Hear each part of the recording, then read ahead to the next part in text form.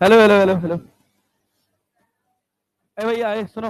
नेता लोग, कृपया स्थान ग्रहण करो। बैठ जाओ भाई, बैठ जाओ।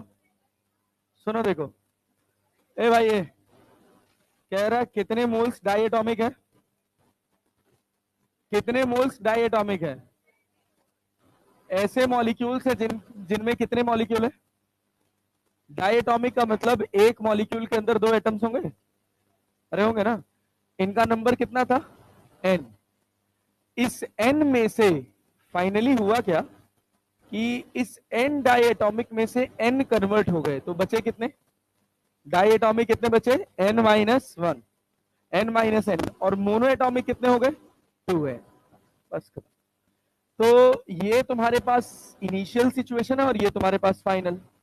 ये यू इनिशियल और यहां पर क्या भाई साहब? You final. यू इनिशियल को क्या लिखोगे? बोलो बोलो बोलो। अरे मोनो डाई एटॉमिक है तो 5/2, 5/2 N R T. U initial कितना? 3/2 इंटू 2n r t और plus 5/2 n minus N R T. जो किसी घूम रहे थे 2n तो n। चलो, तो आंसर कितना होगा? हाँ, यहाँ उस दिन हम कल हम लोग यहाँ 2n लिख दिए थे ना। हाँ, गलती था, n होगा 1/2 n r t। ठीक। हाँ, क्या चीज? अब जो गलत हुआ तो गलत हुआ ना यार, तो हाँ। नहीं तो obvious सी बात है यार, अब जब आंसर नहीं आ रहा है तो वो दिक्कत तो करता ही है। तो फिर मैं ऐसे जाते जाते जाते जाते सोच रहा था, रूम में गया, आईपैड उठाया, तभी तुमने बोला था ना। हाँ। हाँ, तो तुमने बोला था, तुमने आईपैड उठाया तो। हाँ, तो फिर करना पड़ता है ना यार, इतना तो यही तो यार। अब इतना तो रखना पड़ेगा भाई। चल तू छोड़ इसको, यहाँ पे आ। ए भाई ये सुनो यार, ये बताओ। हाँ भैया, ये एक सवाल है, लगाओ जरा। तो मीन फ्री पाथ का है। मीन फ्री पाथ याद है? क्या देख क्या है? देखो देखो देखो देखो देखो। मीन फ्री पाथ क्या है? मीन फ्री पाथ का फॉर्मूला क्या होता है? Lambda equals to 1/√2 pi d² n। अरे यही तो होता है ना। यहाँ पे क्या चेंज हो रहा है? Diameter. The ratio of mean free path of the molecule of the two gases having molecular diameter in the ratio 1:2। तो क्या हो जाएगा? 4:1। क्या भाई? λ1/λ2 बराबर क्या हो जाएगा? d2² upon d1²। तो आंसर क्या हो जाएगा? 4:1। 2015 2016 आईपीएमटी में पूछा गया था। अच्छा सवाल, आसान सवाल। चलो ये बताओ, क्या सारे रिलेशंस याद है यार इसके वाले? एन का वैल्यू, ये एन क्या है? Number of moles. क्या है भाई? Number of molecules per unit volume. Number of molecules per unit volume. बहुत बढ़िया, गुड जॉब। और number of molecules per unit volume का वैल्यू किसके बराबर था? हाँ भाई, P/kT। P/kT। PV equals to NRT से ही तो निकल के आता है। निकल के आता है ना। ये एन अलग है और ये एन अलग है। समझ रहे हो ना बात? चले आगे बढ़ा दे भैया। yes. चलो आओ देखो। अब इसके बाद हमारे पास हमारा अगला हिस्सा स्टार्ट होता है, क्या भाई साहब? Thermodynamics. Basically basics of thermodynamics. तो जब हम थर्मोडाइनमिक्स शब्द को पढ़ते हैं, आसान पार्ट है, बहुत ध्यान से देखिएगा। थर्मो का मतलब होता है, थर्म का मतलब होता है हीट, और डायनेमिक्स मतलब मोशन विथ वर्क। अगर कहीं हीट ट्रांसफर हो रहा हो, अगर कहीं हीट ट्रांसफर हो रहा हो, साथ में उसके साथ क्या जुड़ जाए? वर्क, तो उसको क्या बोलते हैं भाई साहब? Heat transfer. क्या बोलते हैं? Sorry, thermodynamics. ऐसा हीट ट्रांसफर जिसमें कोई वर्क एसोसिएट हो रहा है, उसको क्या बोलोगे? थर्मोडायनेमिक्स। जब भी किसी हम थर्मोडायनेमिक्स के ऑब्जर्वेशन की बात करते हैं तो यहाँ तीन बातें इंपॉर्टेंट है। पहली बात है सिस्टम, दूसरी बात है बाउंड्री, और तीसरी बात है सराउंडिंग।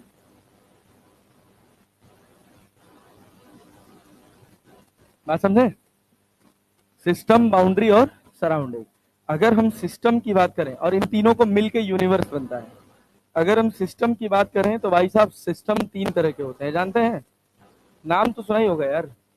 एक क्या भाई साहब? ओपन। एक क्या होता है? क्लोज्ड। और एक क्या होता है? एक क्या होता है? Isolated. Open, closed end isolated. Open system का मतलब क्या है? मास एंड एनर्जी, मास और एनर्जी दोनों का एक्सचेंज होता है। यहां क्लोज्ड में बस क्या एक्सचेंज होता है? Energy, energy exchange. और यहां पर आइसोलेटेड में नो एक्सचेंज, ना तो मास ना तो एनर्जी। ज्यादा बहस तो करना नहीं है इस पर, समझते हैं ना? जैसे एक बॉटल ले लीजिए, कटोरा ले लीजिए, पानी भर के धूप में रख दीजिए, कैसा सिस्टम है? ओपन। उसी को ढक दीजिए, क्लोज्ड। और उसको ऐसे सिस्टम में डाल दीजिए जिसमें कोई हीट एक्सचेंज ना हो, सराउंडिंग से कोई लेना देना ना हो, तो क्या होगा? आइसोलेटेड। ठीक है ना? बाउंड्री कितने तरह की होती है? 3 तरह की। कौन कौन सी? 3 सर, ऊपर वाला 3 होगा तो नीचे वाला भी 3। कितने तरह की बाउंड्री होती है? हाँ, और आइसोथर्मल बाउंड्री होती है। एडियाबेटिक भी प्रोसेस है, उस प्रोसेस में नाम थोड़ा सा वैसे सिमिलर लग जाता है। जैसे एडियाबेटिक वॉल एक तरह से एक वॉल का पार्ट है, मतलब कहते हैं दूसरा, कहते हैं पर्यायवाची शब्द, तो पर्यायवाची शब्द है। वॉल्स हमेशा 2 ही तरह की होती है, एक वॉल होती है कंडक्टिंग और एक कौन सी होती है? Non conducting, insulated. 2 तरह की वॉल्स हैं, एक कंडक्टिंग और एक नॉन कंडक्टिंग। ठीक है ना? कंडक्टिंग वॉल्स कौन सी वॉल? जिसमें हीट एक्सचेंज हो, जिसमें एनर्जी का एक्सचेंज हो। और नॉन कंडक्टिंग जिसमें एनर्जी का एक्सचेंज ना हो। इसको, इसका दूसरा नाम एडियाबेटिक वॉल भी होता है। इसका मतलब ये नहीं कह देना ये आइसोथर्मल वॉल है, ठीक है ना? एडियाबेटिक वॉल क्यों कहते हैं एडियाबेटिक वॉल? अभी जब आगे 2 लेक्चर पढ़ेंगे तो तुम्हें खुद ब खुद अपने आप चीजें समझ आ जाएंगी। सराउंडिंग की बात करें, सराउंडिंग सराउंडिंग ही रहता है, सराउंडिंग का कोई टाइप वाइप नहीं होता है। सिस्टम, बाउंड्री और सराउंडिंग तीनों को मिला के यूनिवर्स बनता है। तीनों को मिला के क्या बोलेगा? यूनिवर्स। ठीक है ना? बकवास बात है, ठीक है। अच्छा, उसके बाद कहानी आती है हमारे पास फर्स्ट लॉ ऑफ थर्मोडायनेमिक्स। क्या था भाई साहब? First law of thermodynamics. First law of thermodynamics पढ़ने से पहले अगर मोटी मोटी आपको कहानी सुनाए तो एक कहानी होती है zeroth law of thermodynamics. Zeroth law of thermodynamics basically heat का पार्ट है, बट ऐसा कुछ इसमें है नहीं कि जो ना समझा जा सके या जो बहुत रिलेटेबल हो, तो इसको यहीं पढ़ लेते हैं। ये अपने पास ए है, ये अपने पास बी है, और ये एक तीसरी बॉडी क्या है? सी। अगर हम आपसे कहें कि बॉडी ए और बॉडी बी जो है ये थर्मल इक्विलिब्रियम में है। थर्मल इक्विलिब्रियम का मतलब समझते हैं? यहां से यहां कोई हीट जाने वाली नहीं है। बॉडी बी और सी भी थर्मल इक्विलिब्रियम में है, थर्मल इक्विलिब्रियम में है। तो क्या भाई साहब, ए और सी भी क्या होगा? ए और सी भी किस में होगा? थर्मल, नेता बताओ भैया, thermal equilibrium. A and C will also be in thermal equilibrium. ठीक है ना? चलो, ये तो थी basic zeroth law of thermodynamics. लेकिन हमारा सारा गेम, इस पूरे चैप्टर का सारा बेस इसी शब्द के अराउंड घूमेगा, फर्स्ट लॉ ऑफ थर्मोडायनेमिक्स। ठीक है ना? जैसे मान लीजिए अगर हम आपसे कहें, यहां पर हमारी कहानी है पूरी फर्स्ट लॉ ऑफ थर्मोडायनेमिक्स की।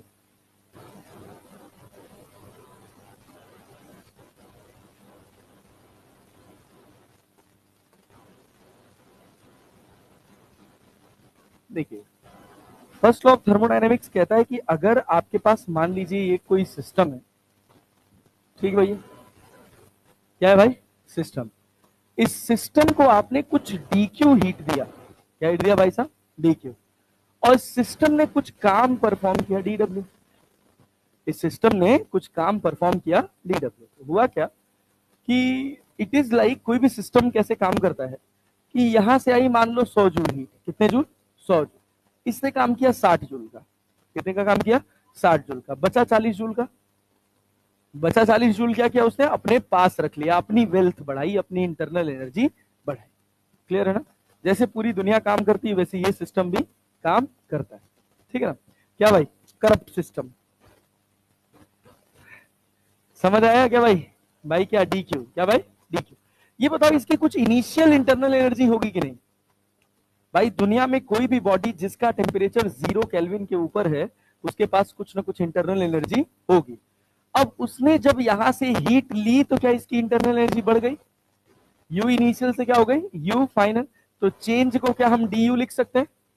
हीट हमने दिया कितना था डी क्यू, कितना दिया था डी क्यू, उसमें से कुछ हीट क्या इंटरनल एनर्जी बढ़ाने में चली गई और कुछ हीट का क्या हुआ काम। इसी को बोलते हैं फर्स्ट लॉ ऑफ थर्मोडायनेमिक्स। जब इसी को एवरेज फॉर्म में लिखते हैं तो डी क्यू को लिखा जाता है क्यू, डी यू को लिखा जाता है डेल्टा यू और डी डब्ल्यू को लिखा जाता है डब्ल्यू। कभी ऐसे मत लिख देना डेल्टा क्यू बराबर delta U plus delta W मत लिख देना, ठीक ना। क्यू बराबर क्या भाई साहब delta U plus W. Clear है। कितना हीट आएगा जाएगा वो इस बात पर डिपेंड करेगा कि कौन सा प्रोसेस हो रहा है, कितना काम होगा ये इस बात पर निर्भर करेगा कि कौन सा प्रोसेस हो रहा है, लेकिन इंटरनल एनर्जी को कोई फर्क पड़ता नहीं। इसको बस एक बात से मतलब है कि मेरा इनिशियल टेम्परेचर कितना था और मेरा फाइनल टेम्परेचर कितना है। बस यही दो बात इंपॉर्टेंट है कि मेरा इनिशियल टेम्परेचर कितना था और फाइनल टेम्परेचर कितना है। कैसे हुआ कोई मतलब नहीं। आज मेरी वेल्थ 10,000 की है, कल मेरी वेल्थ 20,000 की होनी चाहिए, कैसे होगा उससे कोई फर्क पड़ता नहीं। इंटरनल एनर्जी ऐसा कहता है। ठीक, अब सोचना ये तुम्हारे पास Q हो गया डेल्टा U प्लस डब्ल्यू, जिसमें डेल्टा U जो चेंज इन इंटरनल एनर्जी है, क्या मैं इसको F/2 NR डेल्टा T लिख सकता हूं, लिख सकता हूं कि नहीं। इंटरनल एनर्जी का फॉर्मूला क्या है F/2 NR T, delta U कितना होगा F/2 NR डेल्टा T। अरे मोटा मोटा हिसाब क्लियर हो रहा है, कठिन तो नहीं लग रहा है, नहीं। इसको कुछ फर्क नहीं पड़ता कि कौन से प्रोसेस से टेम्परेचर बढ़ा है। क्लियर है। इसको बस किस बात से मतलब है कि मेरा टेम्परेचर बढ़ा है, मतलब मेरी इंटरनल एनर्जी बढ़ी।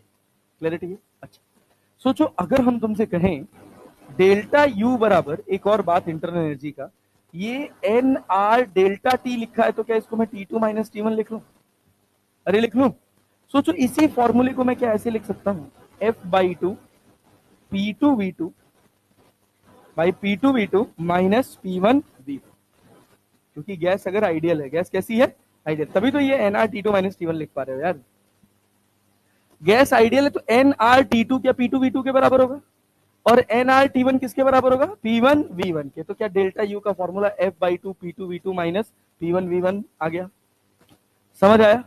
ये था हमारे पास सारा मोटा मोटा कहानी किसका इंटरनल एनर्जी। अब हमको जो चर्चा करना है ना वो इस W पर करना है। क्लियर। सोचिए हमने अगर इस सिस्टम को हीट दी है तो मेरा हीट कैसा होगा, पॉजिटिव कि नेगेटिव, पॉजिटिव। अगर आपने सिस्टम को हीट दिया है, सिस्टम ने हीट एब्जॉर्ब किया है तो हीट कैसा होगा पॉजिटिव, और सिस्टम ने काम किया है तो वर्क कैसा होगा पॉजिटिव। पॉजिटिव सिस्टम ने अगर काम किया है तो वर्क कैसा होगा पॉजिटिव। अरे मैंने काम किया, केमिस्ट्री में उल्टा होता है। क्यों, क्योंकि केमिस्ट्री की कहानी ऑब्जर्वेशन पे डिपेंड है। समझ रहे ना, केमिस्ट्री में हम क्या चाहते हैं, केमिस्ट्री में हीट कौन दे रहा है, हम दे रहे हैं ना। तो हम कहते हैं हम ऑब्जर्वेशन वाले हैं, हम कह रहे हैं कि अगर हम हीट दे रहे हैं किसको रिएक्शन में, क्लियर है ना, तो वो हीट कैसा होगा नेगेटिव, और हमको हीट मिला है तो वो कैसा होगा पॉजिटिव, क्योंकि हम वहां सेंटर पॉइंट कौन है ऑब्जर्वर। अरे क्लैरिटी है ना, नहीं समझ रहा है। यहां सेंटर पॉइंट कौन है सिस्टम, क्योंकि काम कौन कर रहा है सिस्टम। तो सिस्टम ने अगर काम परफॉर्म किया तो सिस्टम का काम कैसा होगा पॉजिटिव, और सिस्टम को हीट मिली तो कैसी होगी पॉजिटिव। अरे क्लियर है क्या। अच्छा ये यहां पर तुमको ये बात क्लियर है कि यू फाइनल बड़ा होगा यू इनिशियल से, 100% फिक्स है। अरे है कि नहीं है। ज्यादा से ज्यादा ये बराबर हो सकता है लेकिन फाइनल कम नहीं हो सकता। अगर हमने जितनी हीट दी वो सारा का सारा किसमें कन्वर्ट हो जाए वर्क में, तो क्या इंटरनल एनर्जी में कोई चेंज होगा। अब मैं ठहरा ईमानदार नेता, लिया 100 और काम भी किया 100, तो मेरी वेल्थ में कोई बढ़ोतरी हुई नहीं। सोचो सोचो सोचो सोचो, एक और बात सोचो, अगर हम कहें कि हमने सिस्टम पर काम परफॉर्म किया और सिस्टम ने हीट रिलीज की, तो अगर सिस्टम ने हीट रिलीज किया तो हीट रिलीज कैसा होगा नेगेटिव, और work done on the system, work done on the system कैसा होगा नेगेटिव। अरे क्लियर, अरे क्लियर है। तो यहां पे डेल्टा यू को कोई फर्क नहीं पड़ता। डेल्टा यू कहता है कि अगर हमारा टेम्परेचर घटा है तो हमारी इंटरनल एनर्जी कम हो गई है, और हमारा टेम्परेचर बढ़ा है तो हमारी इंटरनल एनर्जी बढ़ गई। क्या इतना बात समझ आ रहा है? क्लियर है? कोई दिक्कत, कोई परेशानी नहीं? इस पूरी कहानी में जो सबसे इंपॉर्टेंट रोल प्ले करने वाला है वो है ये वर्क, जिसको हम जनरली बोलते हैं थर्मोडाइनमिक वर्क। अगर हमको थर्मोडाइनमिक वर्क समझ आ गया तो थर्मोडाइनमिक्स चैप्टर में कुछ खास नहीं है, बहुत आसानी से खत्म हो जाएगा। ठीक है ना? चलिए आइए देखिए, ये सब इसमें कुछ ऐसा है जो आपको पहले से नहीं पता था? अरे बताइए तो, है कुछ ये सब है? अरे ये फॉर्मूला तो पढ़े हो ना? अच्छा लो तुम लिख ही लो यार, लो जल्दी करो, जल्दी पेन चलाओ। हाँ, अब work done on the system negative होता है।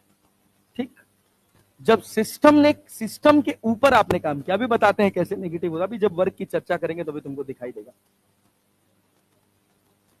हाँ, सिस्टम काम करेगा तो पॉजिटिव, सिस्टम के ऊपर काम होगा तो वर्क नेगेटिव। अभी समझाते हैं, करो इसको, बताएं।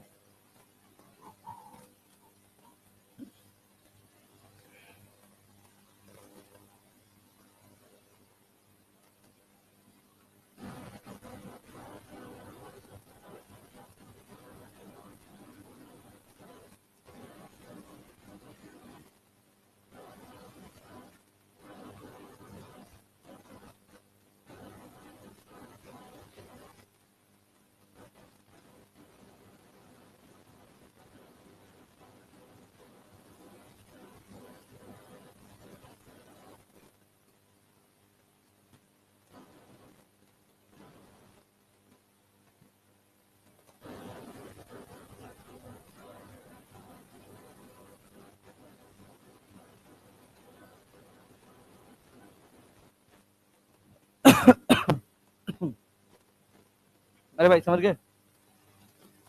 जल्दी करो, जल्दी करो, फटाफट पेन चलाओ यार।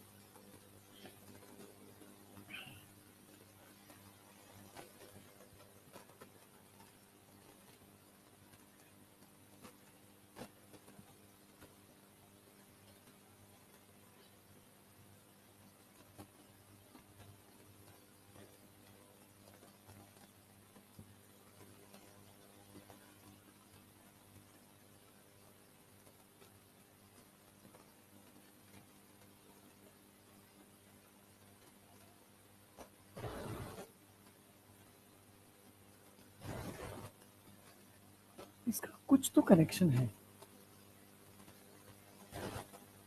हा? इसका कुछ तो कनेक्शन है, क्योंकि देखो,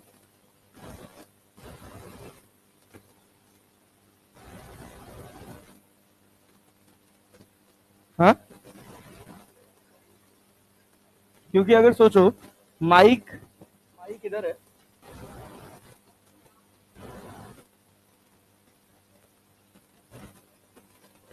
हो गया? चल भाई भाई भाई, ये बताओ, लिखो लिखो लिखो लिखो।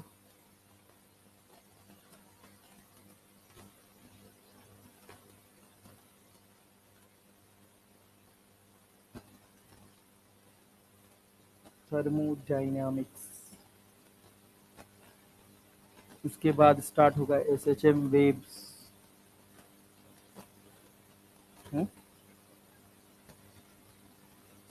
बना देंगे, चिंता मत करिए, सब करा देंगे। हाँ, करा देंगे। फ्राइडे सैटरडे 2 दिन डेडिकेटेड। हाँ, दोनों रहेगा, फ्राइडे सैटरडे 2 दिन में हो जाएगा। क्लास ऐसे थोड़ी छोड़ देंगे 12 बज के, मतलब 1:15 पे क्लास थोड़ी छोड़ देंगे, क्लास 2:30 छोड़ेंगे। हाँ, फ्राइडे को, कल ही फ्राइडे है, आज वेंसडे है ना भाई, आज 20 तारीख, 21 है, मेरी घड़ी 20 बता रही। हाँ, कल इंडिया ऑस्ट्रेलिया है ना, अरे यार वो तो भौकाली होगा। मोहम्मद शमी को नहीं ले गया यार, बस वो बुरा लग रहा है। बे झूठा है यार, पॉलिटिशियन है, वो बढ़िया प्रैक्टिस कर रहा है यार, बॉलिंग कर रहा है जबरदस्त। हाँ हाँ, नहीं मोहम्मद सिराज मुझे सेट होता नहीं दिखता यार, वो गज अजब ही है वो। उससे ज्यादा अच्छा तो उमेश यादव है भाई, सही बता रहा हूँ। तेज पिच पे तो तेज पिच पे विकेट निकाल देता है वो। हाँ, आकाशदीप नहीं यार, आकाशदीप देखो, जब जसप्रीत बुमराह और मोहम्मद शमी, ये डुओ बहुत अच्छा था।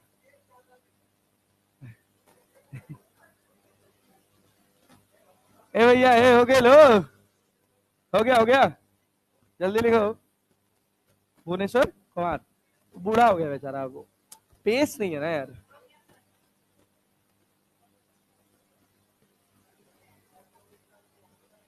24 तारीख को ऑक्शन है आईपीएल का। हाँ, आरसीबी फैन हो क्या तुम? मतलब आरसीबी टीम तो छोड़ो, थाला फॉर रीजन नहीं, सुन तो लो यार। आरसीबी टीम तो छोड़ो, टीम तो जैसी भी हो, लेकिन भाई साहब उनके फैंस को अवार्ड देना चाहिए। सही बता रहा हूं मैं। मतलब हर साल वही जिल्लत भरा जीवन जीते हैं, उसके बाद भी नहीं खत्म होता है।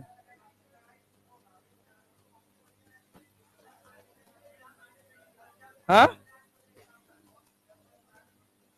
हाँ, ये तो है भाई, ये तो बात है। एक अगर एक ट्रॉफी जीत गई आरसीबी, तो आरसीबी फैन पागल हो जाएंगे, आग लगा देंगे देखो इनको। चलो भाई, आगे आगे आगे। Next one is thermodynamic work and change in internal energy. Change in internal energy का बात हो गया भैया। अरे हाँ, इधर ध्यान दो भाई, चेंज इन इंटरनल एनर्जी की बात हो गई, ठीक है ना। इस पूरे चैप्टर को हम किसी एक स्पेसिफिक फ्रेमवर्क या स्पेसिफिक पैटर्न में नहीं डाल के पढ़ रहे हैं, क्योंकि अगर किसी भी स्पेसिफिक फ्रेमवर्क में डाल के पढ़ेंगे तो कम से कम 4 से 5 लेक्चर ले जाएगा, 6 लेक्चर ले जाएगा। बट इसको ऐसे पढ़ेंगे ना कि हो भी जाएगा सब, समझ भी आ जाएगा सब, और सवाल भी लग जाएंगे, और कम समय में पढ़ लेंगे। बट ये है कि अगर आप ऐसे कोई स्पेसिफिक अपनी नोट्स बना रखे हैं और उससे मिलाएंगे, सीक्वेंस मिलाएंगे, तो सीक्वेंस नहीं मिलेगा, बस इतना है। हाँ, लेकिन सवाल आपसे 100% फिक्स बन जाएगा। कहानी क्या है भाई साहब? Thermodynamic work. थर्मोडायनेमिक वर्क की कहानी शुरू कहां से होती है कि अगर मान लो हम तुमसे कहें कि तुम्हारे पास एक पिस्टन है, पिस्टन और सिलेंडर का सेटअप है, इसके अंदर तुमने क्या किया हुआ है, एक हीटिंग कॉइल लगा दी और यहां पर गैस भरी हुई है। अरे बात समझ रहे हो ना भाई? इधर पे एक ऐसे पिस्टन लगा हुआ है, ये पूरा पिस्टन सेटअप है। अब मान लो अगर मैं यहां से हीट दूंगा तो क्या होगा? गैस एक्सपेंड करेगी, गैस क्या पिस्टन के ऊपर प्रेशर लगाएगी, क्या पिस्टन बाहर की तरफ जाएगा? जाएगा ना, तो कुछ काम होगा कि नहीं होगा?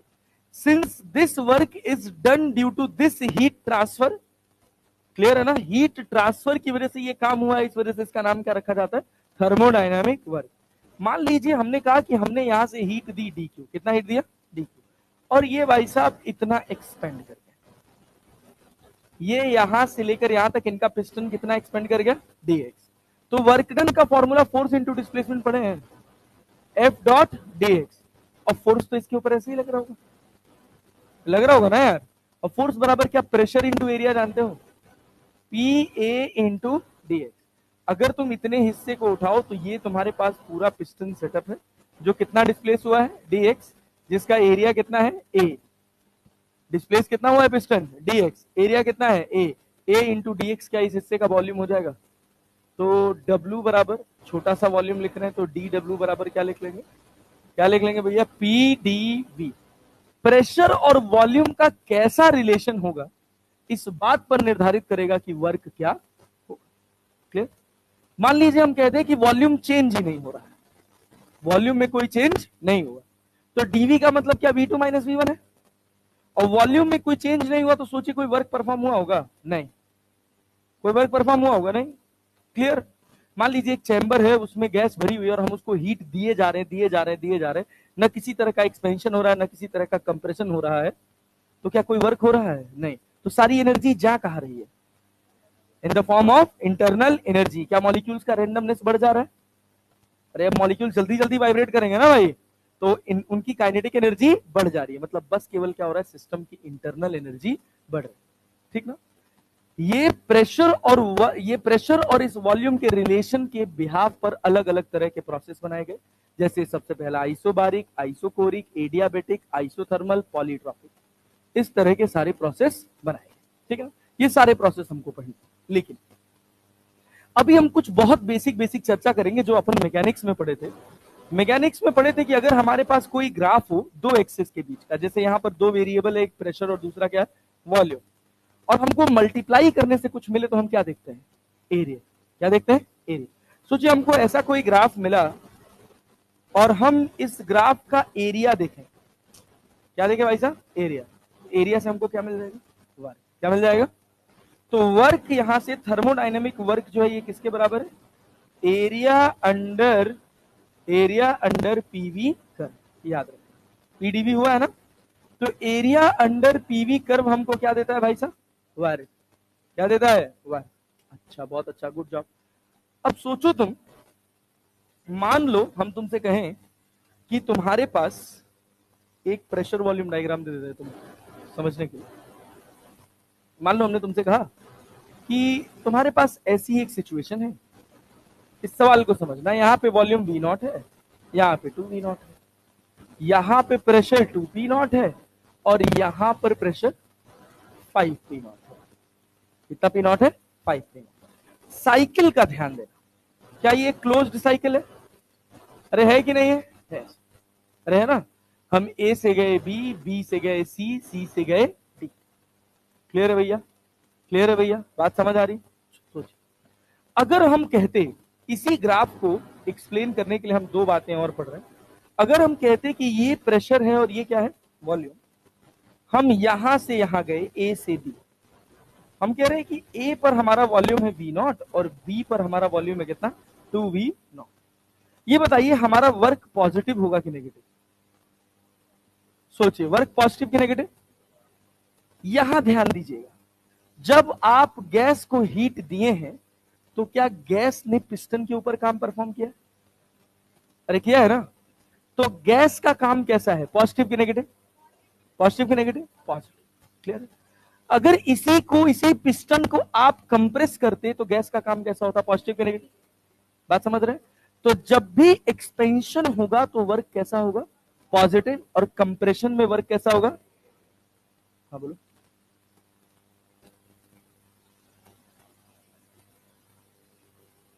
ए बी, हाँ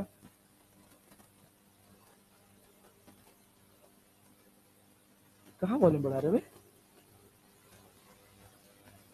बी से ए से बी में वॉल्यूम कांस्टेंट है।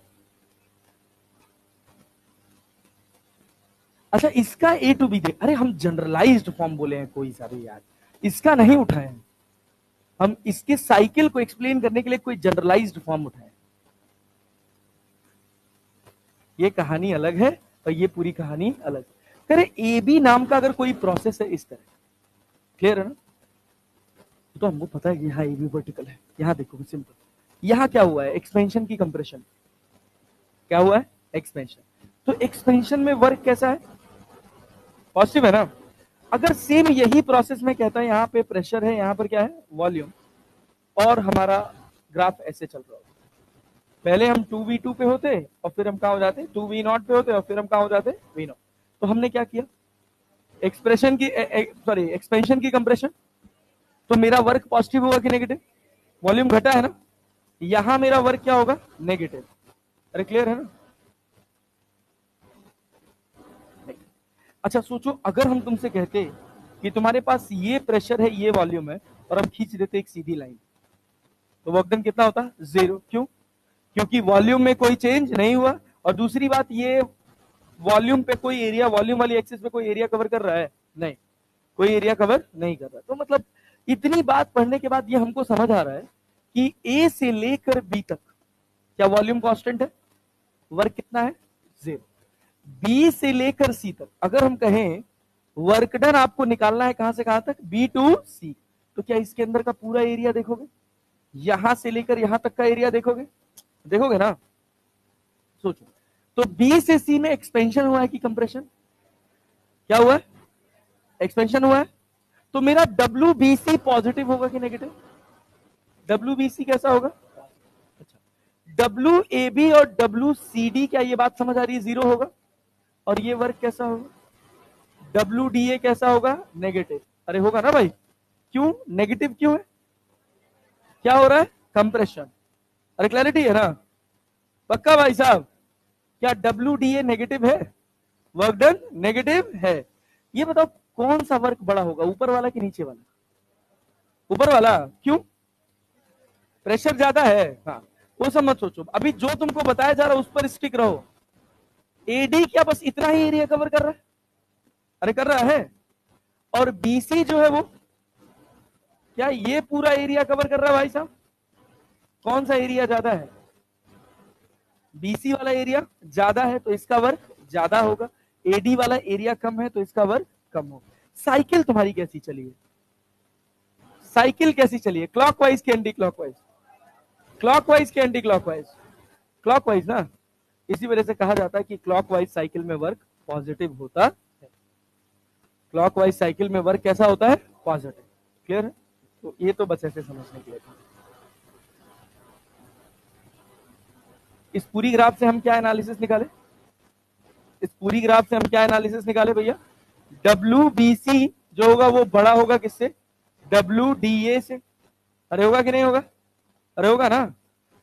WBC जो वर्क होगा ये कैसा होगा? पॉजिटिव। और WDA कैसा होगा? WDA कैसा वर्क होगा? नेगेटिव। क्यों भाई? ये पॉजिटिव क्यों है? क्योंकि यहां पे क्या हो रहा है? एक्सपेंशन। और यहां पर क्या हो रहा है भाई साहब? कंप्रेशन। कंप्रेशन में वर्क कैसा होगा? नेगेटिव। एक्सपेंशन में वर्क कैसा होगा? पॉजिटिव। साइकिल कैसी बनी?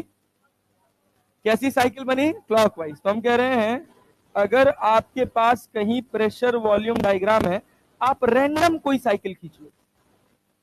ये बताओ अगर ऐसे में एक साइकिल बना दूं, किसका एरिया ज्यादा है, ऊपर वाले का कि नीचे वाले का?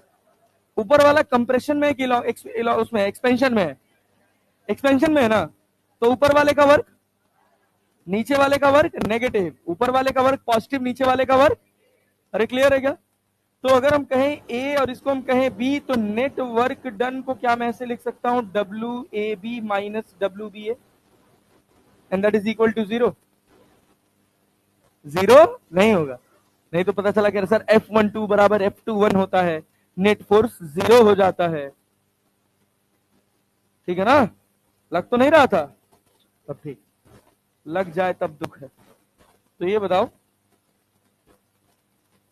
अगर तुम देखो यहां ध्यान से, देखना, ओ यहां ध्यान से देखना, ये जो एरिया कवर कर रहा है क्या यही वर्क है? Total work, network. सोचो ना, इससे जो वर्क हुआ क्या ये पूरा एरिया आया? और इससे जो वर्क हुआ क्या ये एरिया आया? एक्सपेंशन में एरिया पॉजिटिव और कंप्रेशन में एरिया नेगेटिव। तो इधर एक्सपेंशन हो रहा था तो इसका एरिया पॉजिटिव, यहां कंप्रेशन हो रहा है तो इसका एरिया। क्लियर है क्या? क्लियर है क्या? तो नेट एरिया तुमने क्या किया है? पूरे बड़े वाले में से इसको माइनस किया है ना? अरे किया है ना? पक्का ना जी? तो यहां से हमको क्या ज्ञान मिला कि अगर हमारे पास कोई साइक्लिक प्रोसेस है, कैसा प्रोसेस है?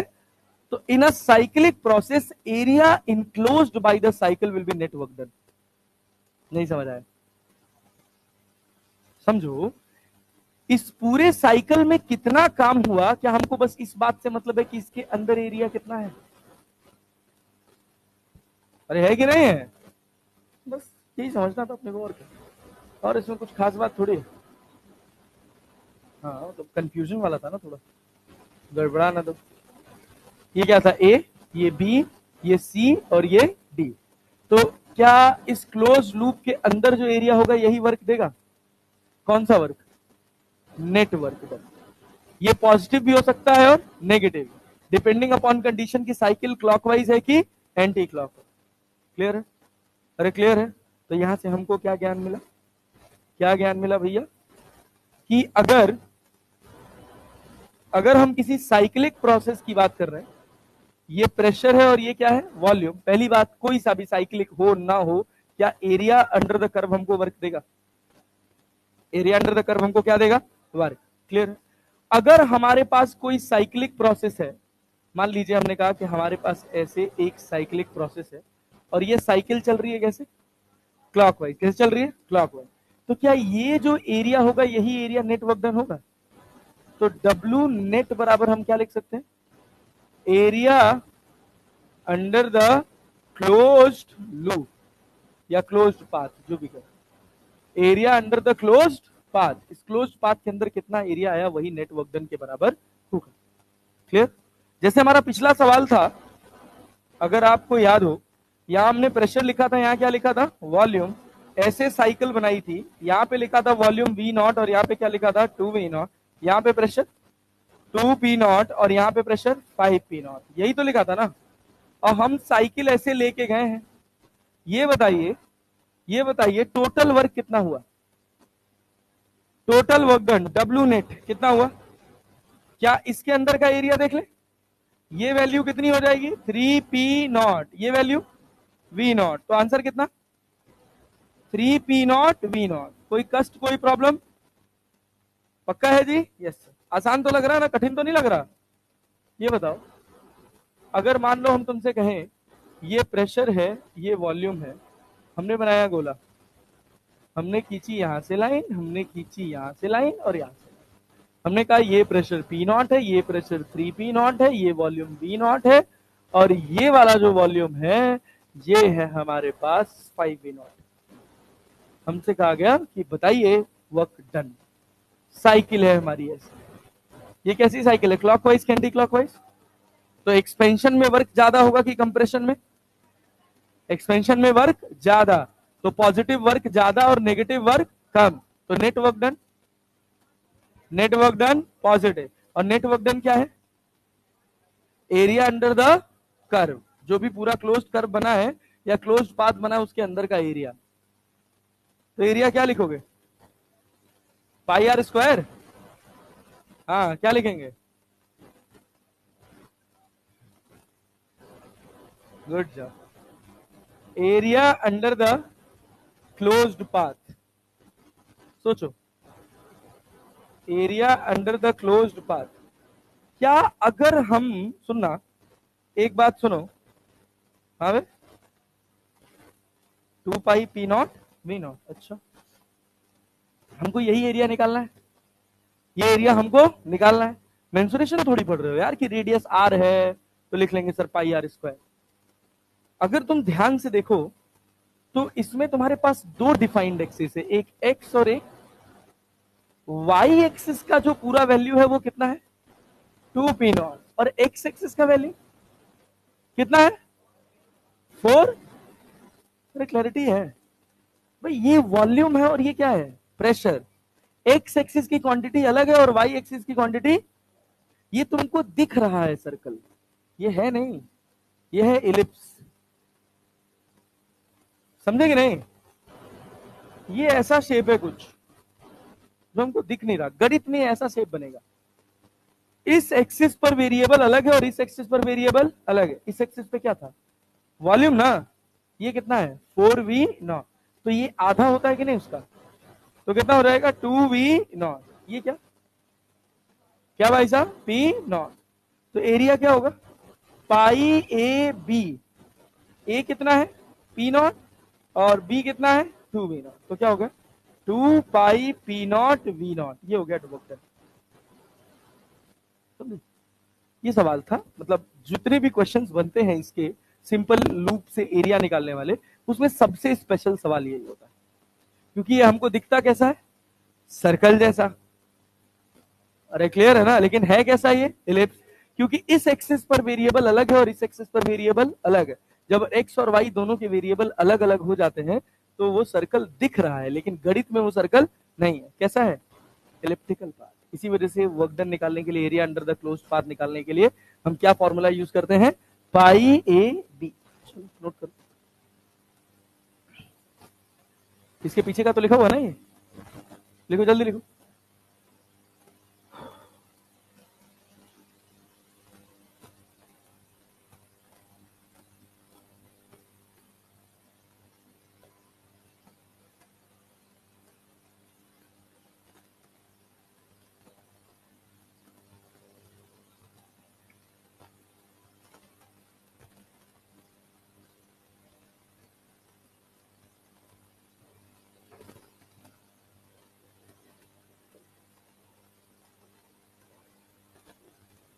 तुम लोग का टेस्ट शिफ्ट हो गया 8 को हो गया, पता चला कि नहीं? 8 को हो गया टेस्ट, जो फुल लेंथ टेस्ट था वो 8 को हो गया।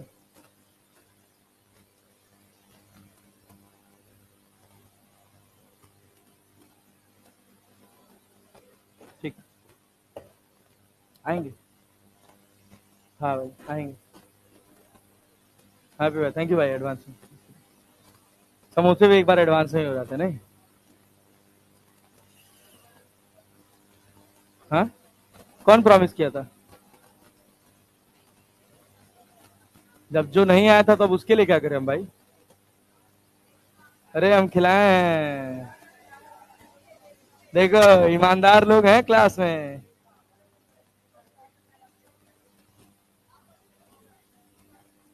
पिंकी कहाँ है? पिंकी कौन है? हाँ, तेरा नाम पिंकी है? हाँ, हम उसी को तो कह रहा हूँ, इसका नाम पिंकी है।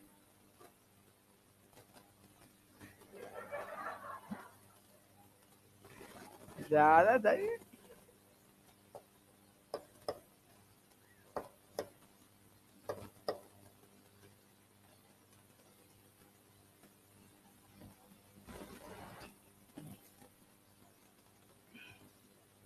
चलो भाई आगे बढ़ा जाए यार। अरे भाई सुनो, बस हो गया, जल्दी करो यार, इतना धीरे धीरे मत करो यार। हो गया, फट से लिख, जल्दी लिख।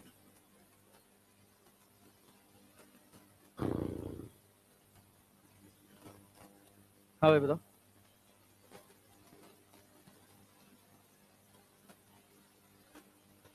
नेगेटिव आएगा, क्योंकि तब यहाँ कंप्रेशन होगा ना। आ रहे हैं, उस पे भी आ रहे हैं, आ रहे हैं।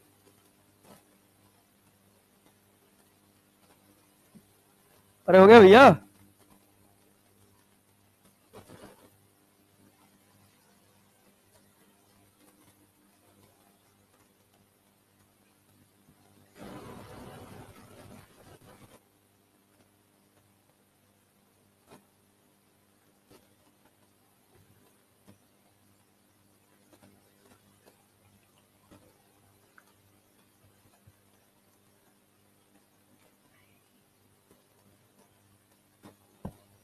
अच्छा तुम लोग जो बैच 3 वाले हो, तुम लोग बायो वायो तो फिर शाम में करते होगे? हाँ, बाइक जरूरत ही नहीं पड़ती है, नहीं आ जाते।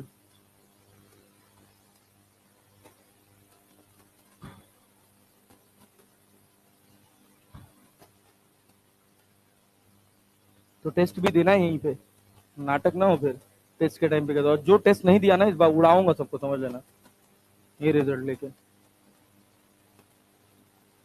कोई गोला नहीं टिकाएगा। 10 नंबर है, 50 नंबर है, 100 नंबर है, टेस्ट देना है। हाँ भाई हो गया, जल्दी करो जल्दी करो।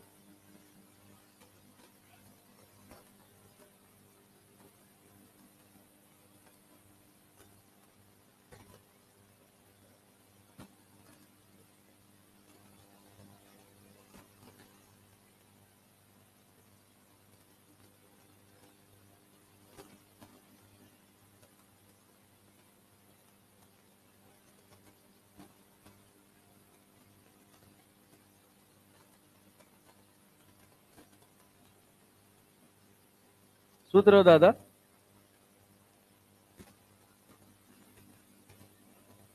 हाँ बता। हाँ दिख रहा है वो सर्कल जैसे। बन सकता है, क्या नहीं बन सकता? वैल्यू, अरे यार, न्यूमेरिकल वैल्यू अलग है, न्यूमेरिकल वैल्यू से क्या लेना देना है तुमको? तुमको यूनिट सिस्टम से लेना देना है ना, प्रेशर और वॉल्यूम। हम कहे दो दो पास्कल प्रेशर और 2 मीटर क्यूब वॉल्यूम, दोनों सेम चीज हो जाएगा।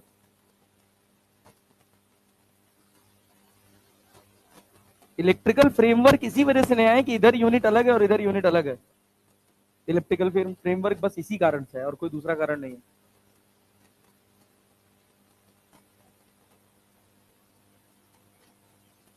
हो गया भाई, जल्दी जल्दी जल्दी जल्दी जल्दी जल्दी।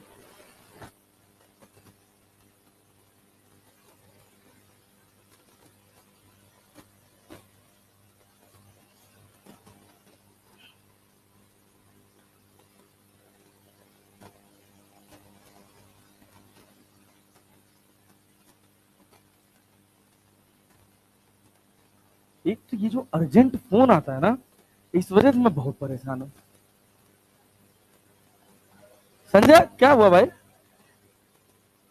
देखे तो है।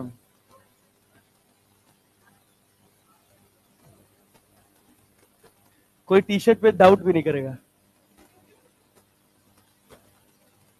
ए भाई चल रहे आगे, चलो देखो, रुको रुको रुको रुको रुको, ये देखो, सुनो भाई सुनो, इधर सुनो भैया। मान लो अगर हम तुमसे कहें, अरे बस करे यार, इतना लेम जोक बहुत पुराना हो गया। यहाँ पे प्रेशर और यहाँ पर वॉल्यूम। हम कह रहे भाई साहब, ए से बी गए, डी से सी गए, सी से डी गए। बस समझने वाली बात यह है कि बताओ वर्क किसके अंदर एरिया ज्यादा आ रहा है, सीडी वाले के अंदर कि एबी वाले के अंदर? तो सीडी में एक्सपेंशन हो रहा है कि कंप्रेशन? ये वी नॉट है और ये कितना है, 2v0। ये पी नॉट है और ये हम कह दिए क्या है, 3p0। रहे ना जी? इसका एक्सपेंशन की कंप्रेशन, कंप्रेशन ना, तो इसका वर्क पॉजिटिव कि नेगेटिव? नेगेटिव ना भाई। अच्छा इसका वर्क कौन सा वाला बड़ा होगा? नेगेटिव वाले का मैग्नीट्यूड ज्यादा है ना। तो जब मैं नेट वर्क डन लिखूंगा तो नेट वर्क डन तो होगा area under the loop, area inside the loop, area inside the closed path. लेकिन अब ये एरिया पॉजिटिव लिखोगे कि नेगेटिव? पॉजिटिव की नेगेटिव? ये गैप कितना है, बी नॉट, और ये गैप कितना है, 2p0। तो क्या लिखोगे भाई, क्या लिखोगे, 2p0 v0। क्या माइनस साइन आएगा? क्या हो गया तुम्हारे पास, W नेट। क्या हो गया भाई साहब, W नेट। मोटा मोटा हिसाब समझ रहे हैं? पक्का जी? एक और जेनरिक सवाल, ये तो तुम कर लोगे, इसमें तो कोई दिक्कत नहीं है। मान लो अगर हम तुमसे कहते, क्या कहते वो सुनना, कि ये तुम्हारे पास एक एक्सेस है, यहां पे प्रेशर है और यहां पे वॉल्यूम, ठीक? ऐसे दो पाथ दे रखे हैं, ए से बी जाने के और ए से बीच में सी और सी से बी जाने के। ए से बी जाने के दो रास्ते हैं, एक डायरेक्टली आप ए से बी जाओ और एक पहले ए से कहा जाओ सी और फिर सी से कहा जाओ बी। कहा गया कि जब हम ए से बी जा रहे थे for path A to B, हमने हीट दी, इस सिस्टम ने हीट एब्जॉर्ब की, जिस सिस्टम का ये ग्राफ है 200 जूल, और इस सिस्टम ने काम परफॉर्म किया 120 जूल। सिस्टम ने काम कितना परफॉर्म किया, 120 जूल। कहा कि जब हम for path A to C to B जा रहे थे, पहले ए से कहा गए सी, फिर सी से कहा गए बी। अरे क्लियर है ना? तो अगर हमने हीट दिया 220 जूल, तो बताओ वर्क कितना? क्या करेंगे भाई? जब तुम ए से बी गए हो तो क्या जो टेम्परेचर ए पर है वही टेम्परेचर बी पर है या अलग है? अलग है ना भाई, क्लैरिटी है? क्यों? क्योंकि 200 जूल हीट दिया था, काम कितने का हुआ, सिस्टम खाया कितना, कहां से कहां जाने में, किस रास्ते से जाते हो इंटरनल एनर्जी को कोई फर्क पड़ता? अरे समझ आया ना? हाँ, तो क्या हो गया भाई, क्या लिखोगे, for path A to B, जब हम ए से लेकर बी गए थे तो यहां पे डेल्टा यू कितना आएगा, अरे 200 माइनस 120 कितना, समझ रहे हो ना? और ए टू सी की बात करोगे तो क्यू बराबर क्या लिखोगे, डेल्टा यू प्लस डब्ल्यू। कितना हीट दिए हो, 220, डेल्टा यू कितना है 80। वर्क डन का अपने को पता नहीं है, तो वर्क डन कितना हो जाएगा, 220 minus 80 that is equal to 140 joule. समझ गए? इसी तरह के छोटे छोटे सवाल इसमें बनते रहते हैं और अच्छे भी क्वेश्चन। यहां तक कहानी क्लियर है? चलो अब जैसे ये सवाल देखो, मुझे नहीं बताना, क्या लिखोगे, the work done bye an ideal monoatomic gas along the cycle LMNOL कितना होगा? क्या ये तुम्हारे पास P होगा, क्या ये तुम्हारे पास V होगा? साइकिल कैसी है, क्लॉकवाइज कि एंटी क्लॉकवाइज? तो क्लॉकवाइज साइकिल में वर्क कैसा होता है और एंटी क्लॉकवाइज में? अरे क्लियर है क्या? क्लॉकवाइज साइकिल में वर्क कैसा होगा, पॉजिटिव, और एंटी क्लॉकवाइज में नेगेटिव। क्लियर है ना? तो यहां चाहो तो तुम लिख सकते हो क्या, ये अभी हमने लिखा नहीं था, work done in clockwise path. क्या होगा भाई, पॉजिटिव, और एंटी क्लॉकवाइज में?